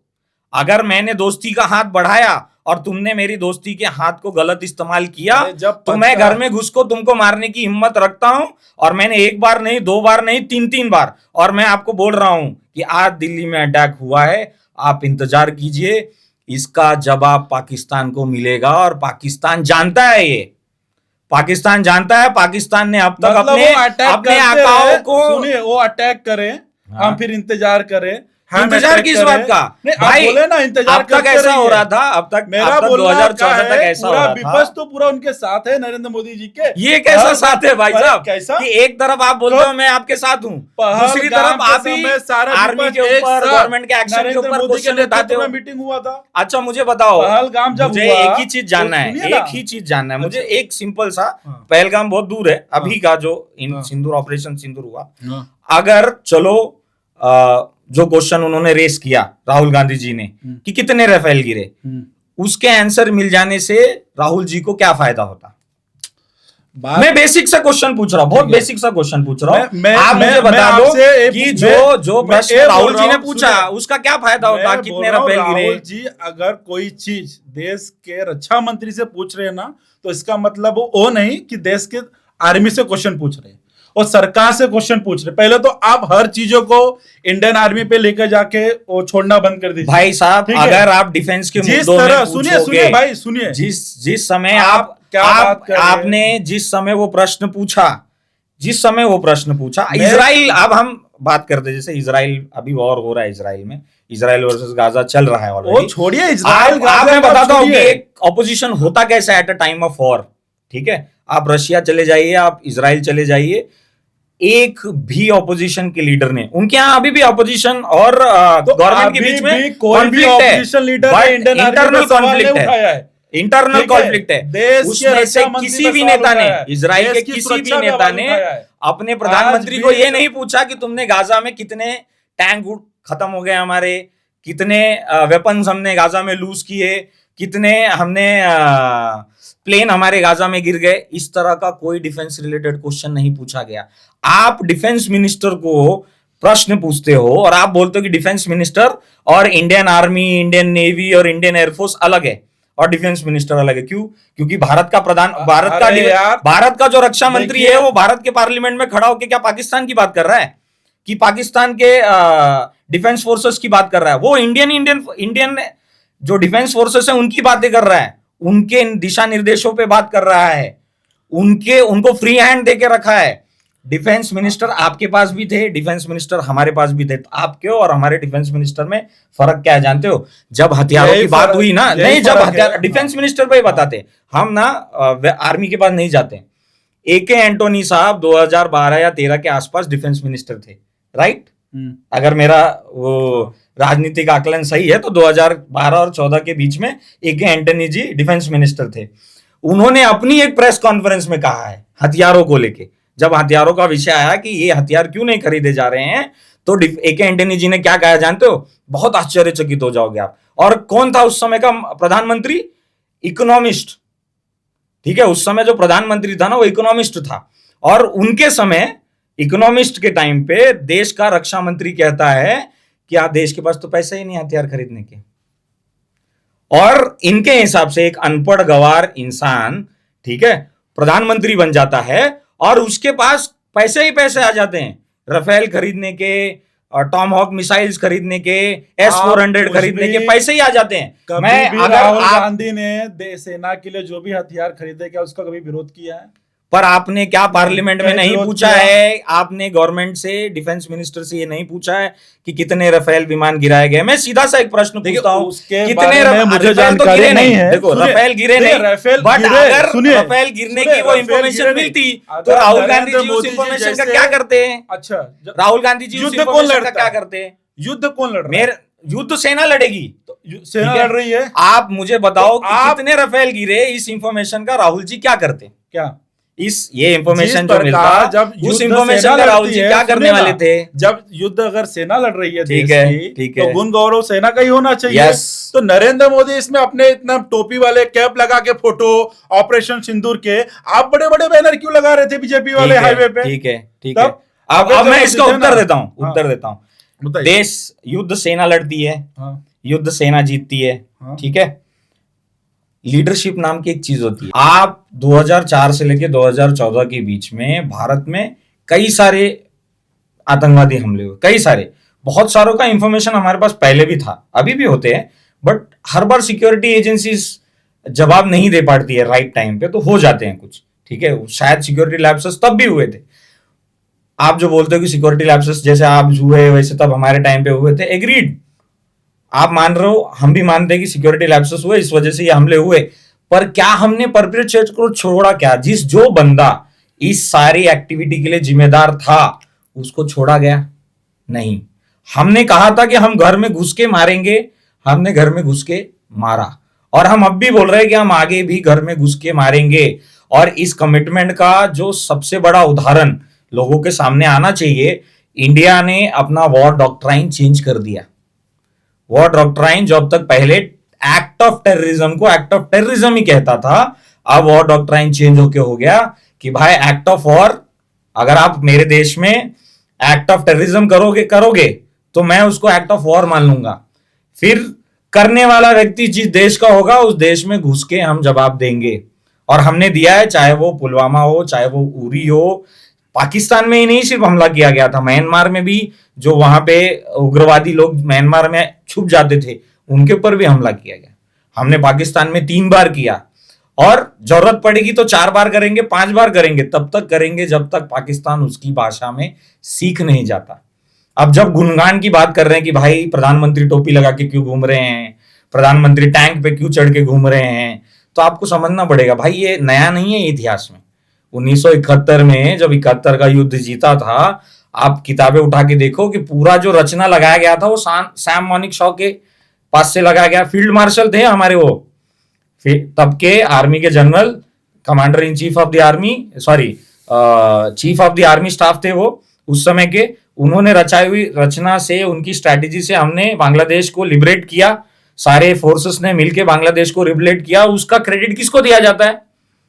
श्रीमती इंदिरा गांधी जी को। तो इंदिरा गांधी जी क्या बंदूक लेके गई थी क्या वहां लड़ने के लिए? नहीं, बट उन्होंने वो लीडरशिप दिखाई थी जिसकी क्रेडिबिलिटी चाहे भाजपा हो चाहे जो हो उनको देती है। जब आप किसी को क्रेडिट देते हो, किसी के लीडरशिप में कुछ चीज होता है, आप उसकी क्रेडिट उसको देते हो तो उसकी आलोचना भी होती है। आपने ही, मतलब कांग्रेस ने ही नरेंद्र सरेंडर का नारा दिया 2000 ऑपरेशन सिंदूर में जो अभी हुआ। अब मैं आपको ना एक बहुत रोचक सी चीज बताता हूं। 1971 में युद्ध हुआ, मॉडर्न हिस्ट्री का सबसे बड़ा सरेंडर है 1971 का युद्ध। याद रखिएगा, 93,000 सोल्जर्स ने ओपन ग्राउंड में सरेंडर किया है। इतना तो वर्ल्ड वॉर 2 के अंत में अमेरिका ने जर्मन से भी सरेंडर नहीं लिया था, जितनी बड़ी सरेंडर इंडियन आर्मी ने बांग्लादेशियों से, पाकिस्तानियों से ली। क्या हुआ? 93,000 सोल्जर्स थे आपके पास। आज के जम्मू कश्मीर में, आज का जो जम्मू कश्मीर है जो पीओके के पास है, पाकिस्तान के पास है, उसमें एक जगह है चुम्ब नाम की। तो उसका एक इतिहास बताता हूं छोटे में, बहुत संक्षेप में। 1947 में चुम्ब भारत के पास थी, 65 में पाकिस्तान के साथ युद्ध होता है, चुम्ब पाकिस्तान के पास चले जाता है। फिर जब हम युद्ध विराम पे सिग्नेचर करते हैं तो चुम्ब वापस ले लिया जाता है। 1971 के बाद, 1971 में जब युद्ध हुआ तो चुम्ब फिर से पाकिस्तान के पास चला गया। अब पाकिस्तान के पास चुम्ब था, पाकिस्तान के पास अपने 95-96 सोल्जर्स थे, आपके पास उनके 93,000 सोल्जर्स थे। फिर आता है मसला शिमला समझौते का। आप शिमला समझौते में गए, आपके पास अपर हैंड था पूरी निगोशिएशन में। ये जो पूरा कश्मीर का मसला है ना, श्रीमती इंदिरा गांधी वहीं पे सॉल्व कर सकती थी, उसी शिमला समझौते में।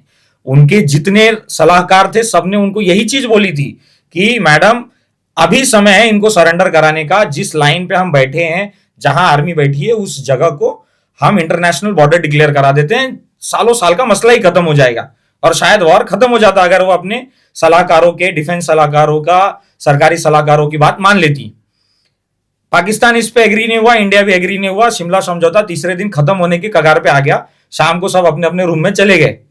रात को बंद कमरे में श्रीमती इंदिरा गांधी और तत्कालीन पाकिस्तान के राष्ट्रपति के बीच में कुछ तो बंद दरवाजे के बीच में चर्चा हुई।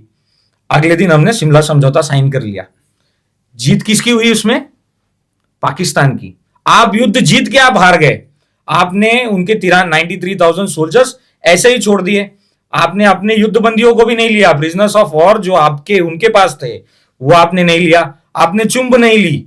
आप पाकिस्तान का पीओके का मसला सॉल्व करके नहीं आए, और आप प्रधानमंत्री को बोलते हो कि आपने सरेंडर कर दिया, नरेंद्र सरेंडर कर दिया। जबकि प्रधानमंत्री ने पार्लियामेंट के पटल पे कहा है कि किसी भी देश के किसी भी नेता के दबाव में आके ये सीज फायर नहीं हुआ है। ये सीज फायर दोनों देशों के डीजीएमओ के बातचीत के बाद हुई है, किसी तीसरे देश का कोई भी इन्वॉल्वमेंट इसमें नहीं था। अब आपका देश का प्रधानमंत्री आपके पार्लियामेंट में ये चीज बोल रहा है, लेकिन आपको नहीं मंजूर है। अजीब सी चीज है। जैसे भाई हमारे भाई बोल रहे हैं कि दोनों देशों के सेनाध्यक्षों ने मिलकर डिसीजन लिया था, तो सीज फायर होने से पहले अमेरिका के राष्ट्रपति ट्रंप ने क्यों ट्वीट कर दिया था? सीज फायर का ऐलान होने से पहले अमेरिका के राष्ट्रपति जो ट्रंप है उन्होंने क्यों से, तो कांग्रेस पार्टी वही तो सवाल पूछ रही है। अगर ऐसा ट्रंप के दबाव में नहीं हुआ है तो एक बार नरेंद्र मोदी जी जो हमारे 56 इंच के सीने वाले देश के प्रधानमंत्री है, एक बार आके बोल दे कि मैंने किसी भी देश के राष्ट्रपति के दबाव में आके सीज फायर नहीं करवाया है। अरे ये तो पार्लियामेंट में बोला है उन्होंने कि किसी तीसरे देश का कोई इन्वॉल्वमेंट नहीं है। मैं आपको उनके पार्लियामेंट में दिया गया बयान का अभी सुना सकता हूँ। आप उन्होंने बकायदे नाम लिया हुआ है ट्रंप नाम क्यों लेंगे? देखो क्यों आप जब नाम इसलिए लेना है ट्रंप का क्योंकि देश के कोई भी राष्ट्रपति प्रधानमंत्री ने ट्वीट नहीं किया था, अमेरिका के प्रधानमंत्री ट्रंप ने ही क्यों ट्वीट किया? देखो आप वो बोलते हैं ना बेगानी शादी में अब्दुल्ला दीवाना, जिसका बेगानी के शादी में अब्दुल्ला दीवाना क्या? ट्रंप जिसका अपने देश में कोई क्रेडिबिलिटी नहीं है। अरे वो तो नरेंद्र मोदी के मित्र हैं, अभी नरेंद्र मोदी के खास मित्र हैं ट्रंप। नरेंद्र मोदी खुद गए थे अपनी बार ट्रंप सरकार। हाँ तो आप बोल रहे हो कि बेगानी के शादी अब्दुल्ला दीवाना? मित्र से मित्रता उतनी ही निभाई जाएगी जहां तक मेरे देश की हितों की बात हो रही है। जब मेरे देशों के हितों की बात नहीं होगी तो मेरा मित्र कितना भी जिगरी हो, जहां वो मेरे हितों का हनन करेगा वहां मेरी और उसकी मित्रता नहीं गिनाई जाएगी। तो देश के हित की तो बात करते करते हम बात कर रहे हैं कि उनका मित्र जहां उन्होंने सीज फायर का ऐलान युद्ध के बीच युद्ध में वहां के राष्ट्र ट्रंप ने कैसे कर दिया? बीच युद्ध में कैसे कर दिया सीज फायर का ऐलान? अरे यार वो ट्रंप जाने, हमने प्रधानमंत्री के पास से आपको बयान चाहिए था। अरे ट्रंप क्या कोई भविष्यवाणी वाला है? चले गए। ट्रंप क्या कोई भविष्यवाणी है? मैं भी वही कोई भविष्यवाणी कर रहा है क्या? एक कौन सी बात हो गई? डीजीएमओ की ट्रंप ने किया हुआ टाइमलाइन देखो। आप टाइमलाइन देख लियो, आप ट्विटर की टाइमलाइन जाओ, आप देखो। और आर्मी ने जो मैं भी वही चीज बोल रहा हूँ, उसकी टाइमलाइन देखो। हम भी वही बोल रहे हैं। 3:30 बजे दोनों का ट्वीट देख लीजिए आप। ट्रंप ने ट्वीट किया है कुछ 5-5:30 बजे। आप दोनों का टाइमलाइन ऑनलाइन न्यूज पे निकाल के देख लीजिए। आया है वो मैं क्या बोल रहा हूँ, आप अभी भी देख लीजिए। अगर पाकिस्तान का वो चाटुकार प्रधानमंत्री, मैं क्या बोल रहा हूँ, अगर ट्रंप को जाके कुछ अगर मेरा बोलने का मतलब है उसके लिए पाकिस्तान का सेना अध्यक्ष सीज फायर अगर चाह रहा है, क्यों सीज फायर करना है? सीज फायर क्यों करना है? तो सेना की जवान हमारी इतनी सक्षम है, लड़ाकू है, लड़ते हुए चले जाना चाहिए ना पाकिस्तान तक, कि दोबारा इस मेरा बोलने का मतलब है 56 इंच के। पहले मेरी बात तो सुनिए। ठीक है। जो देश के जो प्रधानमंत्री जो 56 इंच का सीना फुला के चल रहे हैं, एक ही बार पाकिस्तान को करारा जवाब दे। हमें कब तक, आखिर कब तक? कभी पहलगाम, कभी पुलवामा, अभी लाल किला, कब तक अच्छा हम आतंकवादी हमले सहते रहेंगे? देखो ये ना कांग्रेसियों के मुंह से अच्छा नहीं लगता मुझे। क्यों? मैं बताता हूँ 2004 से लेके 2014 तक हमला हुआ। पहले तो आप जिम्मेदारियों से भाग रहे हो। नहीं चलाई यार, पहले एक गोली नहीं चलाई। और फिर उसके बाद देखो जब हमने आपने खुद 1971 की भी तारीफ की। आपने ऑपरेशन सिंदूर की बात की। ऑपरेशन सिंदूर का ऑपरेशन सिंदूर में हमला हुआ, पूरा हमने ये नहीं बोला कि हमने देश पाकिस्तान के ऊपर हमला किया। हमने बोला कि जो लोग भी इस हमले के लिए जिम्मेदार थे उन सब के ऊपर हमने एक्शन लिया है। ये जो भी आतंकवादी संगठन पीओके में एक्टिव हैं, हमने उसके ऊपर एक्शन लिया है, ना कि हमने पाकिस्तान के ऊपर एक्शन लिया है।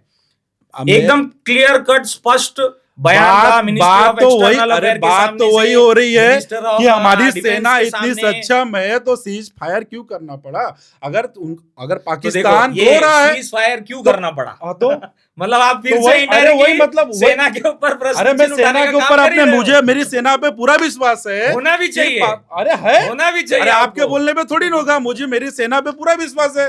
मैं खुद एक एनसीसी किया हुआ लड़का हूँ। मैं बस इतना सा क्वेश्चन है, अगर पाकिस्तान का जो सेना अध्यक्ष बोल रहा है सीज फायर का ऐलान करो, तो क्यों हमारे करो?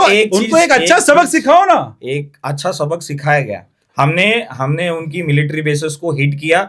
आज तक मेरा कहने 1971 के युद्ध के बाद किस सरकार ने पाकिस्तान के किसी भी मिलिट्री बेस को हिट किया?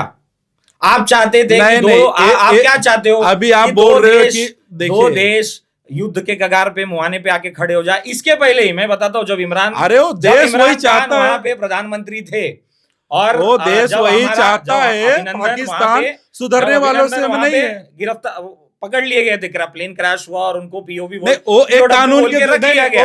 एक कानून के जरिए अभिनंदन को वापस लेकर आया था। इन्हीं के लोग क्या बोल रहे थे कि देखो आप तो वॉर मॉन्गनर हो, आप युद्ध चाहते नहीं, हो, नहीं, अभी तो प्रधानमंत्री देखो, युद्ध ऐसा चाहते है। हैं। जब यह आपके शीर्ष नेताओं का बयान है आप और शेष मैं उनके नेताओं ट्वीट के दिखा बात में सकता हूं, बात सुनिए, मैं उनके ट्वीट दिखा आप बात सकता हूं। आज के मुद्दे पे कीजिए मैं आज ही भाई, की बात कर रहा हूं, आज मैं के अभी मुद्दे डबल पे ढोलकी की कीजिए। बात कर रहा हूं आपके, डबल कि ढोलकी आप की क्या बात कर पूर्व रहे में हैं कुछ और बोलते हो और आज कुछ नहीं और नहीं बोल नहीं, रहे आप हो। पूर्व में नहीं बोल रहे।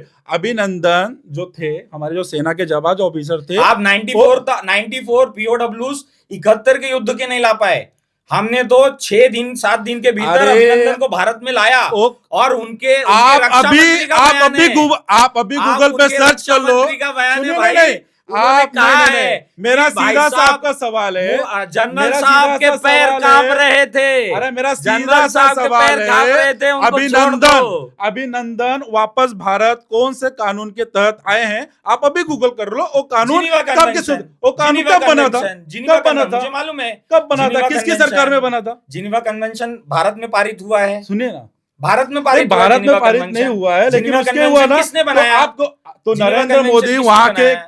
तब नरेंद्र, उसी जिनीवा कन्वेंशन के तो जिनीवा उसी, कन्वेंशन तो जिसका मैं आप भी तर्क दे उसी रहे के हो, तहत बोल रहा हूँ। उसी जिनीवा कन्वेंशन के तर्क पे जब सामने वाला देश आपसे युद्ध विराम मांगता है तो आपको युद्ध विराम उसको देना पड़ता है। तो मेरा वही जिनीवा मेरा कन्वेंशन कहने बोलता का है। मतलब है, युद्ध विराम अब अगर आप ही मांग अपने रहा प्रश्नों है, के उत्तर देते सुनिए, हो कि नहीं, नहीं, जिनीवा कन्वेंशन क्या है।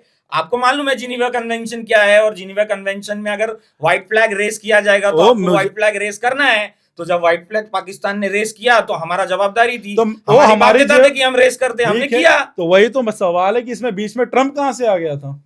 ट्रम्प यार भाई, ट्रम्प हर छोटी चीज पे कुछ बोलता है और पलट जाता है। क्यों?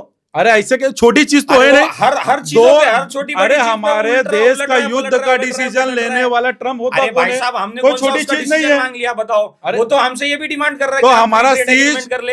हमने फ्री ट्रेड एग्रीमेंट सेना किया क्या का उसके सीज साथ? फायर होने नहीं से किया ना। पहले, आप कैसे बोल रहे हो कि नहीं, हम ट्रम्प सेना की का मान रहे हैं? सीज फायर होने से पहले ट्रम्प को कौन होता ट्वीट करने वाले? ट्रम्प ने कैसे कह दिया कि मेरे दबाव में सीज फायर मतलब किया गया है? इनके लिए इम्पोर्टेंट क्या है? कांग्रेस के नहीं, हमारे लिए कांग्रेस नहीं, की जो पूरा नहीं, संचलन नहीं, है उसके लिए इम्पोर्टेंट क्या है मालूम है? कि देश का प्रधानमंत्री नरेंद्र मोदी नहीं है, नहीं, देश के प्रधानमंत्री ट्रम्प है। नहीं, वही हमें वही तो जानना है। आपके तो देश का ट्रम्प होता कौन है प्रधानमंत्री फिर? आपकी पार्लियामेंट में मैं क्या खड़ा बोल होके रहा ये हूँ, चीज हमारा बोल रहा है प्राइम कि मिनिस्टर, किसी तीसरे बंदे अगर का हमारा involvement प्राइम नहीं है, मिनिस्टर सीज लेकिन फायर आप उसको नहीं रुकवाता, मानोगे। अगर ट्रम्प ने क्या बोला उसको मानोगे? अरे हम तो इस हिसाब से अरे मेरे भाई को भी जवाब दे मैं दो वही कि चीज वो तो बोल 3 रहा हूँ। रफेल मेरा, अरे कितने मेरी रिबेल बात गिरे, तो उसके सुनो, क्या करना चाहते आप बात थे? सुनने को तैयार नहीं हो, बात को घुमा रहे हो। मेरा वही बात कहना है, सिंपल सा, हाँ। अगर हमारे देश के प्रधानमंत्री नरेंद्र मोदी जी हैं, हाँ। अगर एक बार नरेंद्र मोदी जी कहते हैं कि सीज फायर, नहीं तो है, अरे है, तो और वही मेरा 2035 तक रहेंगे। अरे 35 तक रहे, वो बात की बात है, ठीक है, 35 तक की बात है। अगर देश के प्रधानमंत्री नरेंद्र मोदी जी हैं, या हमारे रक्षा मंत्री, या हमारे सेना अध्यक्ष ट्रम्प से पहले अगर ट्वीट करके सीज फायर का ऐलान करते तो एक बात अलग होती। अरे सबसे पहले तो? ट्वीट करने वाला कंपटीशन चल रहा था क्या वहां पे? नहीं, एक कि नहीं बात मैंने पहले ट्वीट कर अरे दिया, देखो यार, मैं जीत गया, मैं जीत ये गया। कोई कंपटीशन की बात नहीं थी यार, एक युद्ध की बात है, सेना युद्ध भाई, लड़ रही है। मैं तो तीसरे जब मैं अपने देश की हितों की नहीं, बात आप करूंगा, देखो, अपने देश की आप सुरक्षा देश बात के करूंगा, हितों के तो आड़े में अपने ना बात को प्रधानमंत्री घुमा की रहे हो। सुनूंगा। मैं आज भी कहता मैं हूँ, अपने नरेंद्र प्रधानमंत्री सरेंडर की हुआ है, सुनूंगा। नरेंद्र ट्रम्प के आगे सरेंडर हुआ है। कैसे? हाँ? कैसे? मैंने तो हुआ आपको है। सीधा सीधा गिना दिया। ट्रम्प कैसे कह तो रहा है? बोलो कि इंदिरा तो गांधी ने अरे तो चुंबू- अगर चुंबू नरेंद्र, वापस मेरा कर दिया, इतना सा इंदिरा सवाल गांधी है, असक्षम थी, अरे मेरा इतना सा सवाल है, POW को आज भी वापस लाने में, आज भी इंदिरा आज भी गांधी को चुपका आयर है। रेडी कहा जाता है। हमारा इतना सा सवाल है, अगर नरेंद्र सरेंडर नहीं हुआ है तो आके एक मीडिया, जो इंसान ने 11 साल से ऊपर अधिक हो गए प्राइम मिनिस्टर बनने, एक प्रेस कॉन्फ्रेंस नहीं किया हो, वो आके एक बार फेसबुक पे जो रात को 8 बजे आके देश के बारे में कुछ भी उल्टा फुल्टा डिसीजन ले लेते हैं, तो मेरा वही बात है, एक बार आके बोलते मैं कोई ट्रम्प के दबाव में, किसी की भी दबाव में हमारी सेना ने सरेंडर नहीं किया। एक बार वो आके नाम ले लेना ट्रम्प का। तो फिर से इन्होंने गलत चीज बोला है कि प्रधानमंत्री ने प्रेस कॉन्फ्रेंस नहीं लिया। कहाँ लिया? प्रधानमंत्री ने बहुत सारे प्रेस कॉन्फ्रेंस। अरे कहाँ लिया है यार, ये तो झूठ बोल रहे हो मुंह पे आप तो नरेंद्र मोदी से भी बड़े झूठे हो यार। अरे यार मैं इंस्टेंसेस गुरु दिखा दूंगा, अरे ठीक है। अरे दिखाओ ना, उसके आप बाद दिखा दीजिए, उनको उनका आप अपना दिखा लोगों के दीजिए साथ ना। जो कनेक्टिविटी है अरे सोशल मीडिया प्लेटफॉर्म पे या टीवी पे। अरे एक सोशल बार मीडिया मैं प्लेटफॉर्म आपको पे एक उनके- तरफा होता है, वहां पे मैं- कोई सवाल पूछने वाला नहीं मैं होता है। वो आदमी यहाँ के- बात हो रही है मीडिया की, सोशल मीडिया की, मीडिया की होती है। जैसे डॉक्टर अरे यार सवाल पूछने पे तो आज तक कांग्रेस उनको पार्लियामेंट में ठीक से कुछ नहीं अरे पूछ पाई है, यार अभी ठीक है? ऐसी बात ऐसी थोड़ी चीजों नहीं पे यार, चर्चा करते वो हैं कभी जिनका कभी बिना तो सीट का पार्लियामेंट कोई आते हैं मतलब ही नहीं मुश्किल है। से, वो कौन? कभी कभी तो पार्लियामेंट आते हैं। अरे प्रधानमंत्री भाई रोज आके नहीं बैठेंगे, उनको अरे यार 50 ऐसा काम है। वही क्या काम है, तुम्हारे कहने का वही मतलब काम है। मनमोहन सिंह रोज आके बैठते थे जब अरे वो वही बात प्रधानमंत्री है, थे। आज कौन सा जब वो प्रधानमंत्री थे वही तो रोज आके नरेंद्र बैठते मोदी थे जी क्या? को वही काम है। आप मेरे सिंपल सा आज प्रश्न देश का की उत्तर कौन दे सी दो। संस्था बेचती है, कौन सा एयरपोर्ट बेचना है, कौन सा रेलवे बेचना है, कौन सा वही एयरपोर्ट? अडानी के साथ वो ये मीटिंग अच्छा करते हैं, उत्तर है, ये अच्छा उत्तर वही है। मीटिंग मैं करते बताता हैं। हूँ, अभी एयरपोर्ट की बात इन्होंने की, हाँ। देखो कैसे झूठ फैलाते हैं। एयरपोर्ट, मुंबई एयरपोर्ट इस समय किसके पास है? बताइए ना किसके हाँ, पास है? आप बताइए मेरे को, अरे मुझे मालूम है। आप अडानी बताइए किसके पास है? अरे अडानी एयरपोर्ट किससे लगा हुआ खरीदा? था बोर्ड, किससे खरीदा अडानी किससे एयरपोर्ट? खरीदा? किससे बताइए, खरीदा किससे बताओ? बताइए ना। जीएमआर से। किससे? जीएमआर से हाँ? गूगल करो, जीएमआर को कब दिया गया था, मुंबई एयरपोर्ट टेक ओवर कब दिया गया था? मुंबई एयरपोर्ट चलाने के लिए, मुंबई एयरपोर्ट चलाने के लिए जीएमआर ग्रुप को किसने दिया था? कौन सी गवर्नमेंट ने जीएमआर ग्रुप को मुंबई एयरपोर्ट दिया था? बताओ मुझे।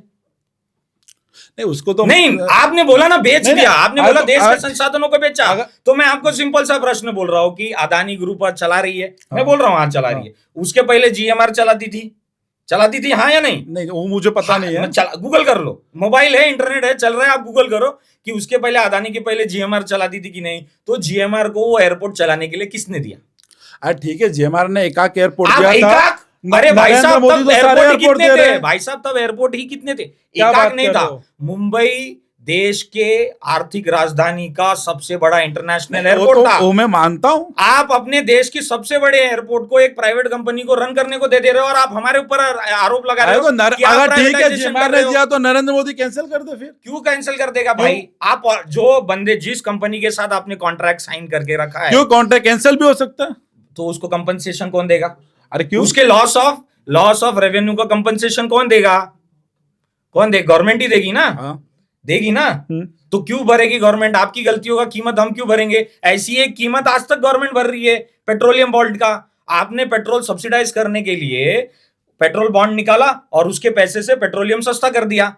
आज तक मेरे जैसा, आपके जैसा और यहां बैठे हम सबके जैसा कॉमन सिटीजन जो टैक्स भरता है, उसके टैक्स का एक पैसा पेट्रोल बॉन्ड के लिए जाता है। मतलब मैंने 10 साल पहले सस्ता पेट्रोल खरीदा था, उसकी कीमत आज चुका रहा हूं मैं।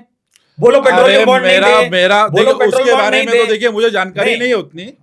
बोलो मेरा क्या- आप जाओ, देखिए, मैं अभी भी बोल रहा हूं, आप अभी भी गूगल निकालो, आप पढ़ लो पेट्रोल बॉन्ड थे कि मेरा नहीं। यही कहना है मैं कि सिंपल सा चीज नहीं, बोल नहीं, रहा हूं कि जब आप अपनी मेरा कॉर्पोरेट कहना है कंपनीज कि को, जब बात क्या कर रहा हूं मैं, जैसे आप पेट्रोल की बात कर रहे हैं, आज पेट्रोल की क्या कीमत है आप देख रहे हैं। इंटरनेशनल वॉर क्या ठीक चल है। रहा है इस समय, इंटरनेशनल अरे, स्थिति क्या है? इंटरनेशनल स्थिति क्या है? कच्चे तेल का भाव नहीं गिरा हुआ है। हम्म, गिरा हुआ ना, इंटरनेशनल वार के जरिए ही कच्चे तेल का भाव गिरा हुआ है। ठीक है, ठीक है, ठीक तो है। आपको नहीं लगता कि पेट्रोल का भी भाव कम होना ये चाहिए था? ये ना बहुत अच्छा प्रश्न पूछा है मेरे तब- भाई ने, ठीक है, बहुत अच्छा। और मेरे को ऐसा लगता है ना, अपने जितने युवा हैं, जो नए लोग हैं ना, उनको इसका प्रश्न का उत्तर पता होना चाहिए। मैं एक चीज बताता हूँ आपको, आप मुझे बताओ 2004 से लेके 2014 जब अरे आप हर चीजें 2014, 1971, 1994 पे लेकर जा रहे हो। यहाँ देश के प्रधानमंत्री को नहीं समय 2004 से लेके देश 2014 तक के- पेट्रोल की कीमत क्या देश थी? के प्रधानमंत्री तो मैं अभी भी वही चीज नरेंद्र पूछूंगा मोदी ना है। यार कि 2004 अरे, वही से बात लेके हो गई। 2014 तक, 2014 में आप जब आपकी सारी गवर्नमेंट चीजें गई, वही कांग्रेस तो पे देश लेकर में- जाते हैं। देश आज में प्रेजेंट की पेट्रोलियम जो देश की इमरजेंसी हालत है, पेट्रोलियम आप उस रिजर्व पे बात कितना नहीं था? कर रहे। देश में जब आप 2014 में अरे सरकार भाई, छोड़ के गए, सुनिए, तो देश में अरे पेट्रोलियम अगर रिजर्व कांग्रेस कितना की था? सरकार इतनी कितने बुरी दिन थी, का पेट्रोल सुनिए ना, रिजर्व था देश में? बताओ, कांग्रेस की कितने सरकार, दिन का अरे पेट्रोल भाई रिजर्व था सुनियो ना, 2004 में? आपने ऐसे कोई नहीं, आपने पैमाना क्या देश सेट में किया? सुनिए ना, आपने पैमाना क्या कभी सेट भी किया? कोई 2004 पेट्रोल की से कमी लेके नहीं। 2014 तक का पेट्रोल प्राइस ये था, यही था। आपने ये बोला ना कि 2014 में हमारी गवर्नमेंट थी तो ये पेट्रोल प्राइस बोल रहा हूँ, था। अगर मैं भी वही कांग्रेस तर्क की से पूछ रहा सरकार हूँ इतनी कि बुरी भाई थी, 2014 में हाँ बोलिए, देश का जो इमरजेंसी ऑयल रिजर्व था वो कितना था 2014 में, और अब कितना है? अरे भाई तब पर भी कोई ऑयल की नहीं, कमी मैं नहीं एकदम थी। सिंपल सी चीज सुनिए पूछ ना, रहा हूं। छोड़ो, तब पर भी प्राइस कोई छोड़ ऑयल की देते, कमी मैं- नहीं। अरे मैं बोल प्राइस रहा को हूँ, कैसे प्राइस छोड़ दे? आप महंगा अरे है, हमारे जेब से आप पैसे महंगा जा रहे है, हैं, दिन आप के दिन सस्ता लोग है। मैं इतने इसीलिए मेहनत बोल से रहा हूँ कि भाई कमाई कर रहे हैं ऑयल और आप तब बोल भी रहे हैं महंगा कि कीमत था, छोड़ दे। ऑयल तब भी नहीं। महंगा था, इसीलिए मैंने आपको बोला तो कि आप ऑयल आप बॉन्ड के मानते बारे हो में कि ना आज पढ़ो। ऑयल महंगा है कि आप नहीं? ऑयल बॉन्ड के बारे में नहीं अरे पढ़ रहे हो। ऑयल बॉन्ड की वो बात तब क्या? प्राइस जो आपने सब्सिडाइज वही करके बात हो दिया, रही है। उसकी कीमत आज नरेंद्र भर रहा हूँ, मोदी जी बोले मैं आऊंगा आज तो भर रहा हूँ। ऑयल बॉन्ड का प्राइसेस आज भी पे कर रही है कि नहीं अभी वही गवर्नमेंट, पुरानी करंट बातों को गवर्नमेंट? आप लेके जा रहे हो, क्यों नहीं लेके कांग्रेस की जाओगे? बातों आप को पुरानी लेके जा बात रहे हो। घसीट सकते हो, मैं तो घसीट नहीं सकता हूँ। मैं आप पुरानी बातें की 2014 बातें का नहीं पेट्रोल कर रहा हूँ, का मैं प्राइस आज बता की रहे हो। बात कर रहा हूँ, मैं मैं आज इकोनॉमिस्ट की के बात टाइम कर के रहा हूँ, ऑयल मैं बॉन्ड की प्रेजेंट बात की कर रहा बातें हूँ। कर रहा हूँ। मैं जो भी चीजें हैं ना भाई, आज के प्रेजेंट की किस बातें कर रेफरेंस रहा में हूँ। कर रहे हो? किस क्यों बात रेफरेंस करो? में? अरे किस देश के रेफरेंस प्रधानमंत्री में? है। आपने एक पैमाना सेट किया है ना कि आज ये है, मेरा तो कहना- पहले ये था इसलिए आज ये ज्यादा हो गया। हाँ, तो तो- मैं भी आपको बता रहा हूँ कि उस समय ये चीज कितनी थी, वो भी बताओ। हाँ तो देख लो पूरा कितनी थी। अधिकार है मेरे पास। हाँ तो बताओ कितनी भाई थी। तब के टाइम पे 2004 में देश का ऑयल रिजर्व शायद 7 दिन का था, शायद 7 दिन का, जितना मुझे याद है, हाँ। जितना मैंने पढ़ा है, 7 दिन का इमरजेंसी ऑयल रिजर्व था भारत के पास। आज लगभग 30 दिन का है। अरे आप भाई तो इतना वही सारा चीज मैं बोल कच्चा रहा हूँ। तेल इमरजेंसी सुनिए ना, पर्पस के लिए स्टोर अगर करके पहले रखे हो। 7 दिन का तो उतना तो हमारे पास पहली इतना बार- अगर ऑयल पहली है, बार- पहली अगर हमारे पास इतना ऑयल है तो इतना भाव ज्यादा क्यों है? देखो, जब देखो, पहले 7 ही दिन देखो, का अगर मैं ऑयल ना बचा मेरे हुआ मेरे था जो मेरे जो कांग्रेसी हाँ, मित्र हैं, हाँ। उनको तो पहले बता दूं कि इमरजेंसी ऑयल रिजर्व क्या होता है।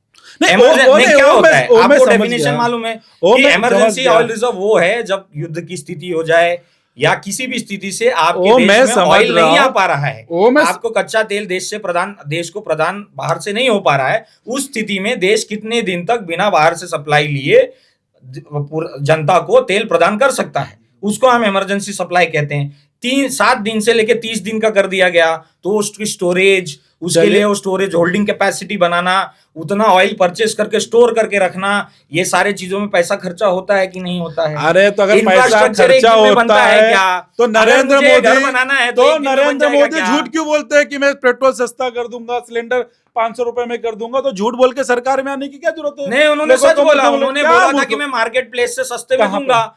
आपने क्या बात कर रहे हैं आप? लोगों को- कांग्रेस के टाइम पे आपने कच्चे लोगों को तेल क्या से भी किया था, ज्यादा मैं बताता- सस्ता है। हाँ, नहीं, नहीं। मैं बताता हूँ। आप आपने लोगों बातों को बस गोल उल्लू गोल बनाया। घुमाने- अरे नहीं, हाँ। उल्लू तो आप बना रहे हो आज। आपने लोगों बोलो पेट्रोल उल्लू बॉन्ड आप बना गलत है। रहे हो। हाँ? आप मुझे बता दो पेट्रोल बॉन्ड गलत है, जिसकी वजह से नहीं, 2004 से लेके पेट्रोल 2014 के बीच बॉन्ड में के बारे में तो मुझे जानकारी नहीं है। पेट्रोल बॉन्ड मैं क्यों लाया गया देखो था? जब से मैं अगर आपको जानकारी नहीं तो मैं बता देता हूँ दर्शकों को। मैं आप आपके मुझे बात पे बताने कैसे भी नहीं बता- दे रहे हो पेट्रोल मैं- बॉन्ड के अरे बारे में लोगों को। मेरी तो बात सुनिए, जब से मैंने होश संभाला, हाँ, मैं 2000 करीब 17-18 से जब से मैं होश ठीक है, संभाला हूं, ठीक मैंने है। अपने जीवन में कोई प्रधानमंत्री को बनते 17 देखा है 18 तो में ना ऑयल बॉन्ड है ना, ऑयल बॉन्ड, ये जो ऑयल बॉन्ड पेट्रोल बॉन्ड की हम बात करते 17-18 में तो बहुत ज्यादा भूचर्चित में था भाई साहब। अरे 17-18 यार, में मेरा क्या अब कहना है? जिस दर्शक को नहीं मालूम है कि पेट्रोल बॉन्ड या ऑयल बॉन्ड क्या है, तो मनमोहन सिंह की गवर्नमेंट के समय विश्व स्तर पे ऑयल तो महंगा मतलब था। सुनिए ना, तो सुन लीजिए तो मेरी बात। ऑयल तो बॉन्ड उसको के होते subsidize हुए करना था। वो 60-65 रुपए में पेट्रोल दे रहे थे। हाँ, मैं आज बता रहा मोदी हूँ जी ने कैसे दे रहे थे। 11 साल में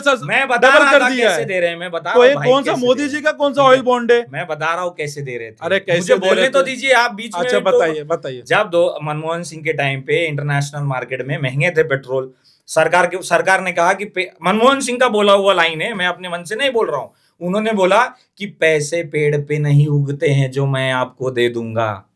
ठीक है, तो पैसा कहीं से तो लाया मनमोहन जी ने, तो पैसा आया कहां से? तो ऑयल बॉन्ड्स निकाले गए जो मार्केट में बेचे गए। जिस बंदे ने खरीदा उसको उसके पैसे रिटर्न करने हैं ब्याज के साथ। इसकी मैच्योरिटी कब थी? तो 2019, 20, 16 से लेके 22, 24, 25 तक भी है। आज आपको पुराने वाले कर्जे का पैसा देना है कि नहीं? ये ऑयल बॉन्ड से जो पैसा आया, अरे उसी का कौन से इस्तेमाल पुराने करके कर्जे subsidize की किया बात है। कर रहे हो आप? देश पे कर्जा 3 गुना से अधिक हो गया है। किसका? देश पे किसके पास से लिया हुआ? वर्ल्ड बैंक से। वर्ल्ड बैंक से लिया हुआ। हाँ। 3 गुना ज्यादा हो गया। हाँ। भाई साहब, आप फिर कितने विकसित देशों के बारे में ये डेटा जानते हो आप? अरे कितने विकसित जीतों के बाद मैं भारत की बात मैं कर रहा हूँ छोड़ ना। दो। आप नहीं, जब आप जब वही आप इंफ्रास्ट्रक्चर आप का वही बात कंपैरिजन करते हो, नहीं, सुनो, नहीं, सुनो, आप जब आप सुनिए, इंफ्रास्ट्रक्चर ये कंपैरिजन भारत करते है हो, तो भाई। आपको अमेरिका से करना है, नहीं। आपको हाँ, सिंगापुर से मैं- करना मैं- है, हाँ। आपको ऑस्ट्रेलिया से वो- करना है। हाँ। बट जब आप डेप्ट की मतलब जीडीपी टू डेप्ट रेटो हाँ। की बात करते हो, हाँ। कर्जा कितना है इसकी बात करते हाँ। हो, तो उसके लिए भी रेफरेंस लाना पड़ेगा ना आपको। तो अगर अमेरिका में मैंने- कितना है? मेरा अमेरिका बोलने का मतलब अमेरिका है- कितनी टाइम अपनी जीडीपी से कितना टाइम कर्ज लिया बैठा है? जापान अपने जीडीपी से कितने टाइम का कर्ज अरे लिया वही बैठा है। बात हो गया, आप कहाँ की बातें कहाँ लेके जा रहे हैं? कहीं की भारत- बातें नहीं, मैं उसी पैमाने आप पे लेके बातों को जा रहा सिर्फ हूँ। गोल गोल घुमा रहे हैं। मैं गोल गोल बात नहीं घुमा रहा गोल-गोल हूँ, घुमा आप रहे हो। आधी अधूरी देखिए, ज्ञान बता रहे हो। आधी अधूरी आप ज्ञान आधी नहीं, अधूरी आप ज्ञान ज्ञान बता को रहे हो पूरी भैया। तरह डाइवर्ट कर रहे हो बॉस। बिल्कुल हमारा नहीं। इतना मतलब है, बिल्कुल अगर भी नरेंद्र नहीं। मोदी जी पेट्रोल से अगर इतना कमा रहे हैं, जैसे वो जैसे नहीं, ठीक है, इन्होंने पैसा ब्याज ले। की बात की, नहीं, ठीक है, पैसा मैं ले। कर्ज अरे, की बात आप करी, पहले मैं बता बात देता ही हूँ। सुनने को तैयार नहीं रहे यार। ऑफ दी मैं क्या बोल रहा हूँ, जितने नरेंद्र इकोनॉमी में मोदी जी जितना अगर कर्जा है। पेट्रोल के पैसे से देश के हित में काम कर रहे हैं, तो बैंक जो वर्ल्ड बैंक है उसका लोन क्यों दिन पे दिन बढ़ते जा रहा है? सोना ठीक है। देख लिया आप कितना महंगा हो जाए, सिलेंडर कितना ठीक है। चल मिल गया है, और लोगों के पास नौकरी नहीं है, पढ़ाई देख लिया आप ठीक कितनी है। महंगी है। ठीक है, तो अब मैं आंसर करूँ उसको। तो आंसर क्या मतलब? नहीं, मैं answer करता अभी हूँ आप उसका। वही आंसर दोगे जिसका मतलब नहीं है, गोल गोल घुमा नहीं, के क्योंकि बात आप करोगे। technical सुनना नहीं चाहते हो। नहीं, आप टेक्निकल बात ही नहीं बातें सुनना चाहते टेक्निकल हो। कर ही नहीं जो रहे। रियलिटी है उस पे पर्दा नहीं बात सुनना चाहते नहीं, हो। आप देखो, आप एकदम सेम जब आप कर्जे की गोल-गोल बात घुमा करते रहे हो हो। तो हाँ। हम दो टाइप का कर्जा लेते हैं। कोई अच्छा, भी देश देखिए। या कोई भी व्यक्ति दो टाइप का कर्जा लेता है। हाँ। ठीक है, एक होता है इंटरनल क्रेडिटर्स के पास से, मतलब देश के भीतर जो बैंक है, देश के भीतर जो इंस्टीट्यूशंस है, उनसे लिया हुआ कर्जा, और एक होता है फॉरेनर्स बैंक से लिया हुआ कर्जा।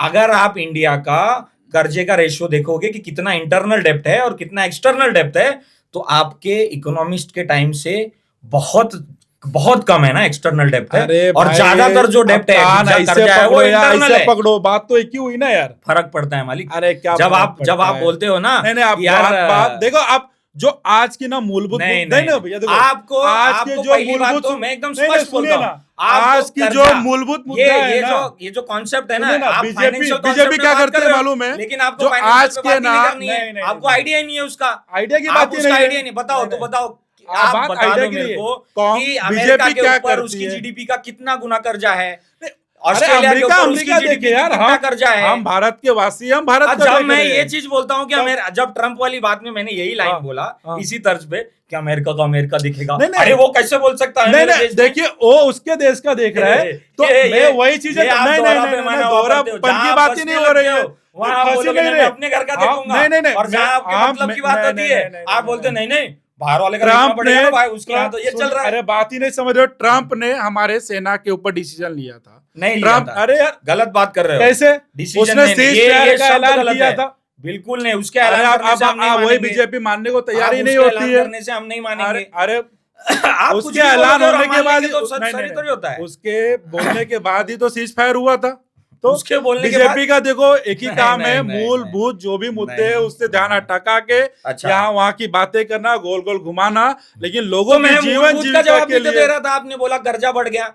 मैंने आपको एक ही चीज बताया कि ज्यादातर डेप्ट इंटरनल है, आप जाओ उसके ऊपर पढ़ाई करो। जिस देश की डेप्ट इंटरनल होती है उसका जो इकोनॉमिक हाँ। ग्रोथ है वो बढ़िया होता है, उसकी क्रेडिट रेटिंग दुनिया भर की कंपनियों के पास से बेहतरीन होती है।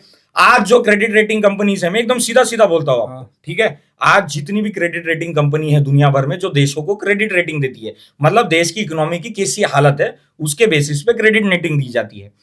तो जब मनमोहन सिंह इकोनॉमिस्ट प्रधानमंत्री था तब हम फ्रेजाइल 5 में आते थे, मतलब देश की इकोनॉमी कब कोलैप्स कर जाएगी ना, भारत का कब बंटाधार हो जाएगा किसी को नहीं अरे वो मानता। मनमोहन आज सिंह ही डबल ए था। रेटिंग है भैया, वो डबल ए मनमोहन- वो रेटिंग, मनमोहन सिंह ही थे। डबल ए रेटिंग वो है भाई साहब। मनमोहन सिंह आज की बनाई हुई सारी चीजें हैं जो आज नरेंद्र मोदी जी धीरे धीरे खत्म करते जा रहे हैं भाई। आप मानते हो कि ठीक नहीं है। मानते हो कि फ्रेजाइल फाइल उन्होंने बनाया था? पहले किसने? मानो, फ्रेजाइल फाइल की अरे कैटेगरी भाई, में लेके मैं क्या गए थे बोल कि रहा नहीं हूँ, मैं देश को? इतना मानता हूँ। फ्रेजाइल फाइल की मनमोहन कैटेगरी में सिंह लेके जी गए थे ऐसे कि नहीं लेके गए प्रधानमंत्री थे थे ना। भाई साहब? अरे फ्रेजाइल फाइल के कैटेगरी में लेके गए थे देश को या नहीं? किसको? 2014 में अरे भारत का बा- कैटेगराइजेशन अरे नहीं, नहीं, नहीं, नहीं, इंटरनेशनल नहीं, मार्केट नहीं लेकर में गए थे, फ्रेजाइल ऐसा फाइल का कुछ था कि नहीं था। मैं गूगल पे दिखा सुने, देता हूँ, गूगल की गूगल पे दिखा देता हूँ। सर आप दोनों लोगों से मेरा एक क्वेश्चन है, पूछ सकता हूँ अभी?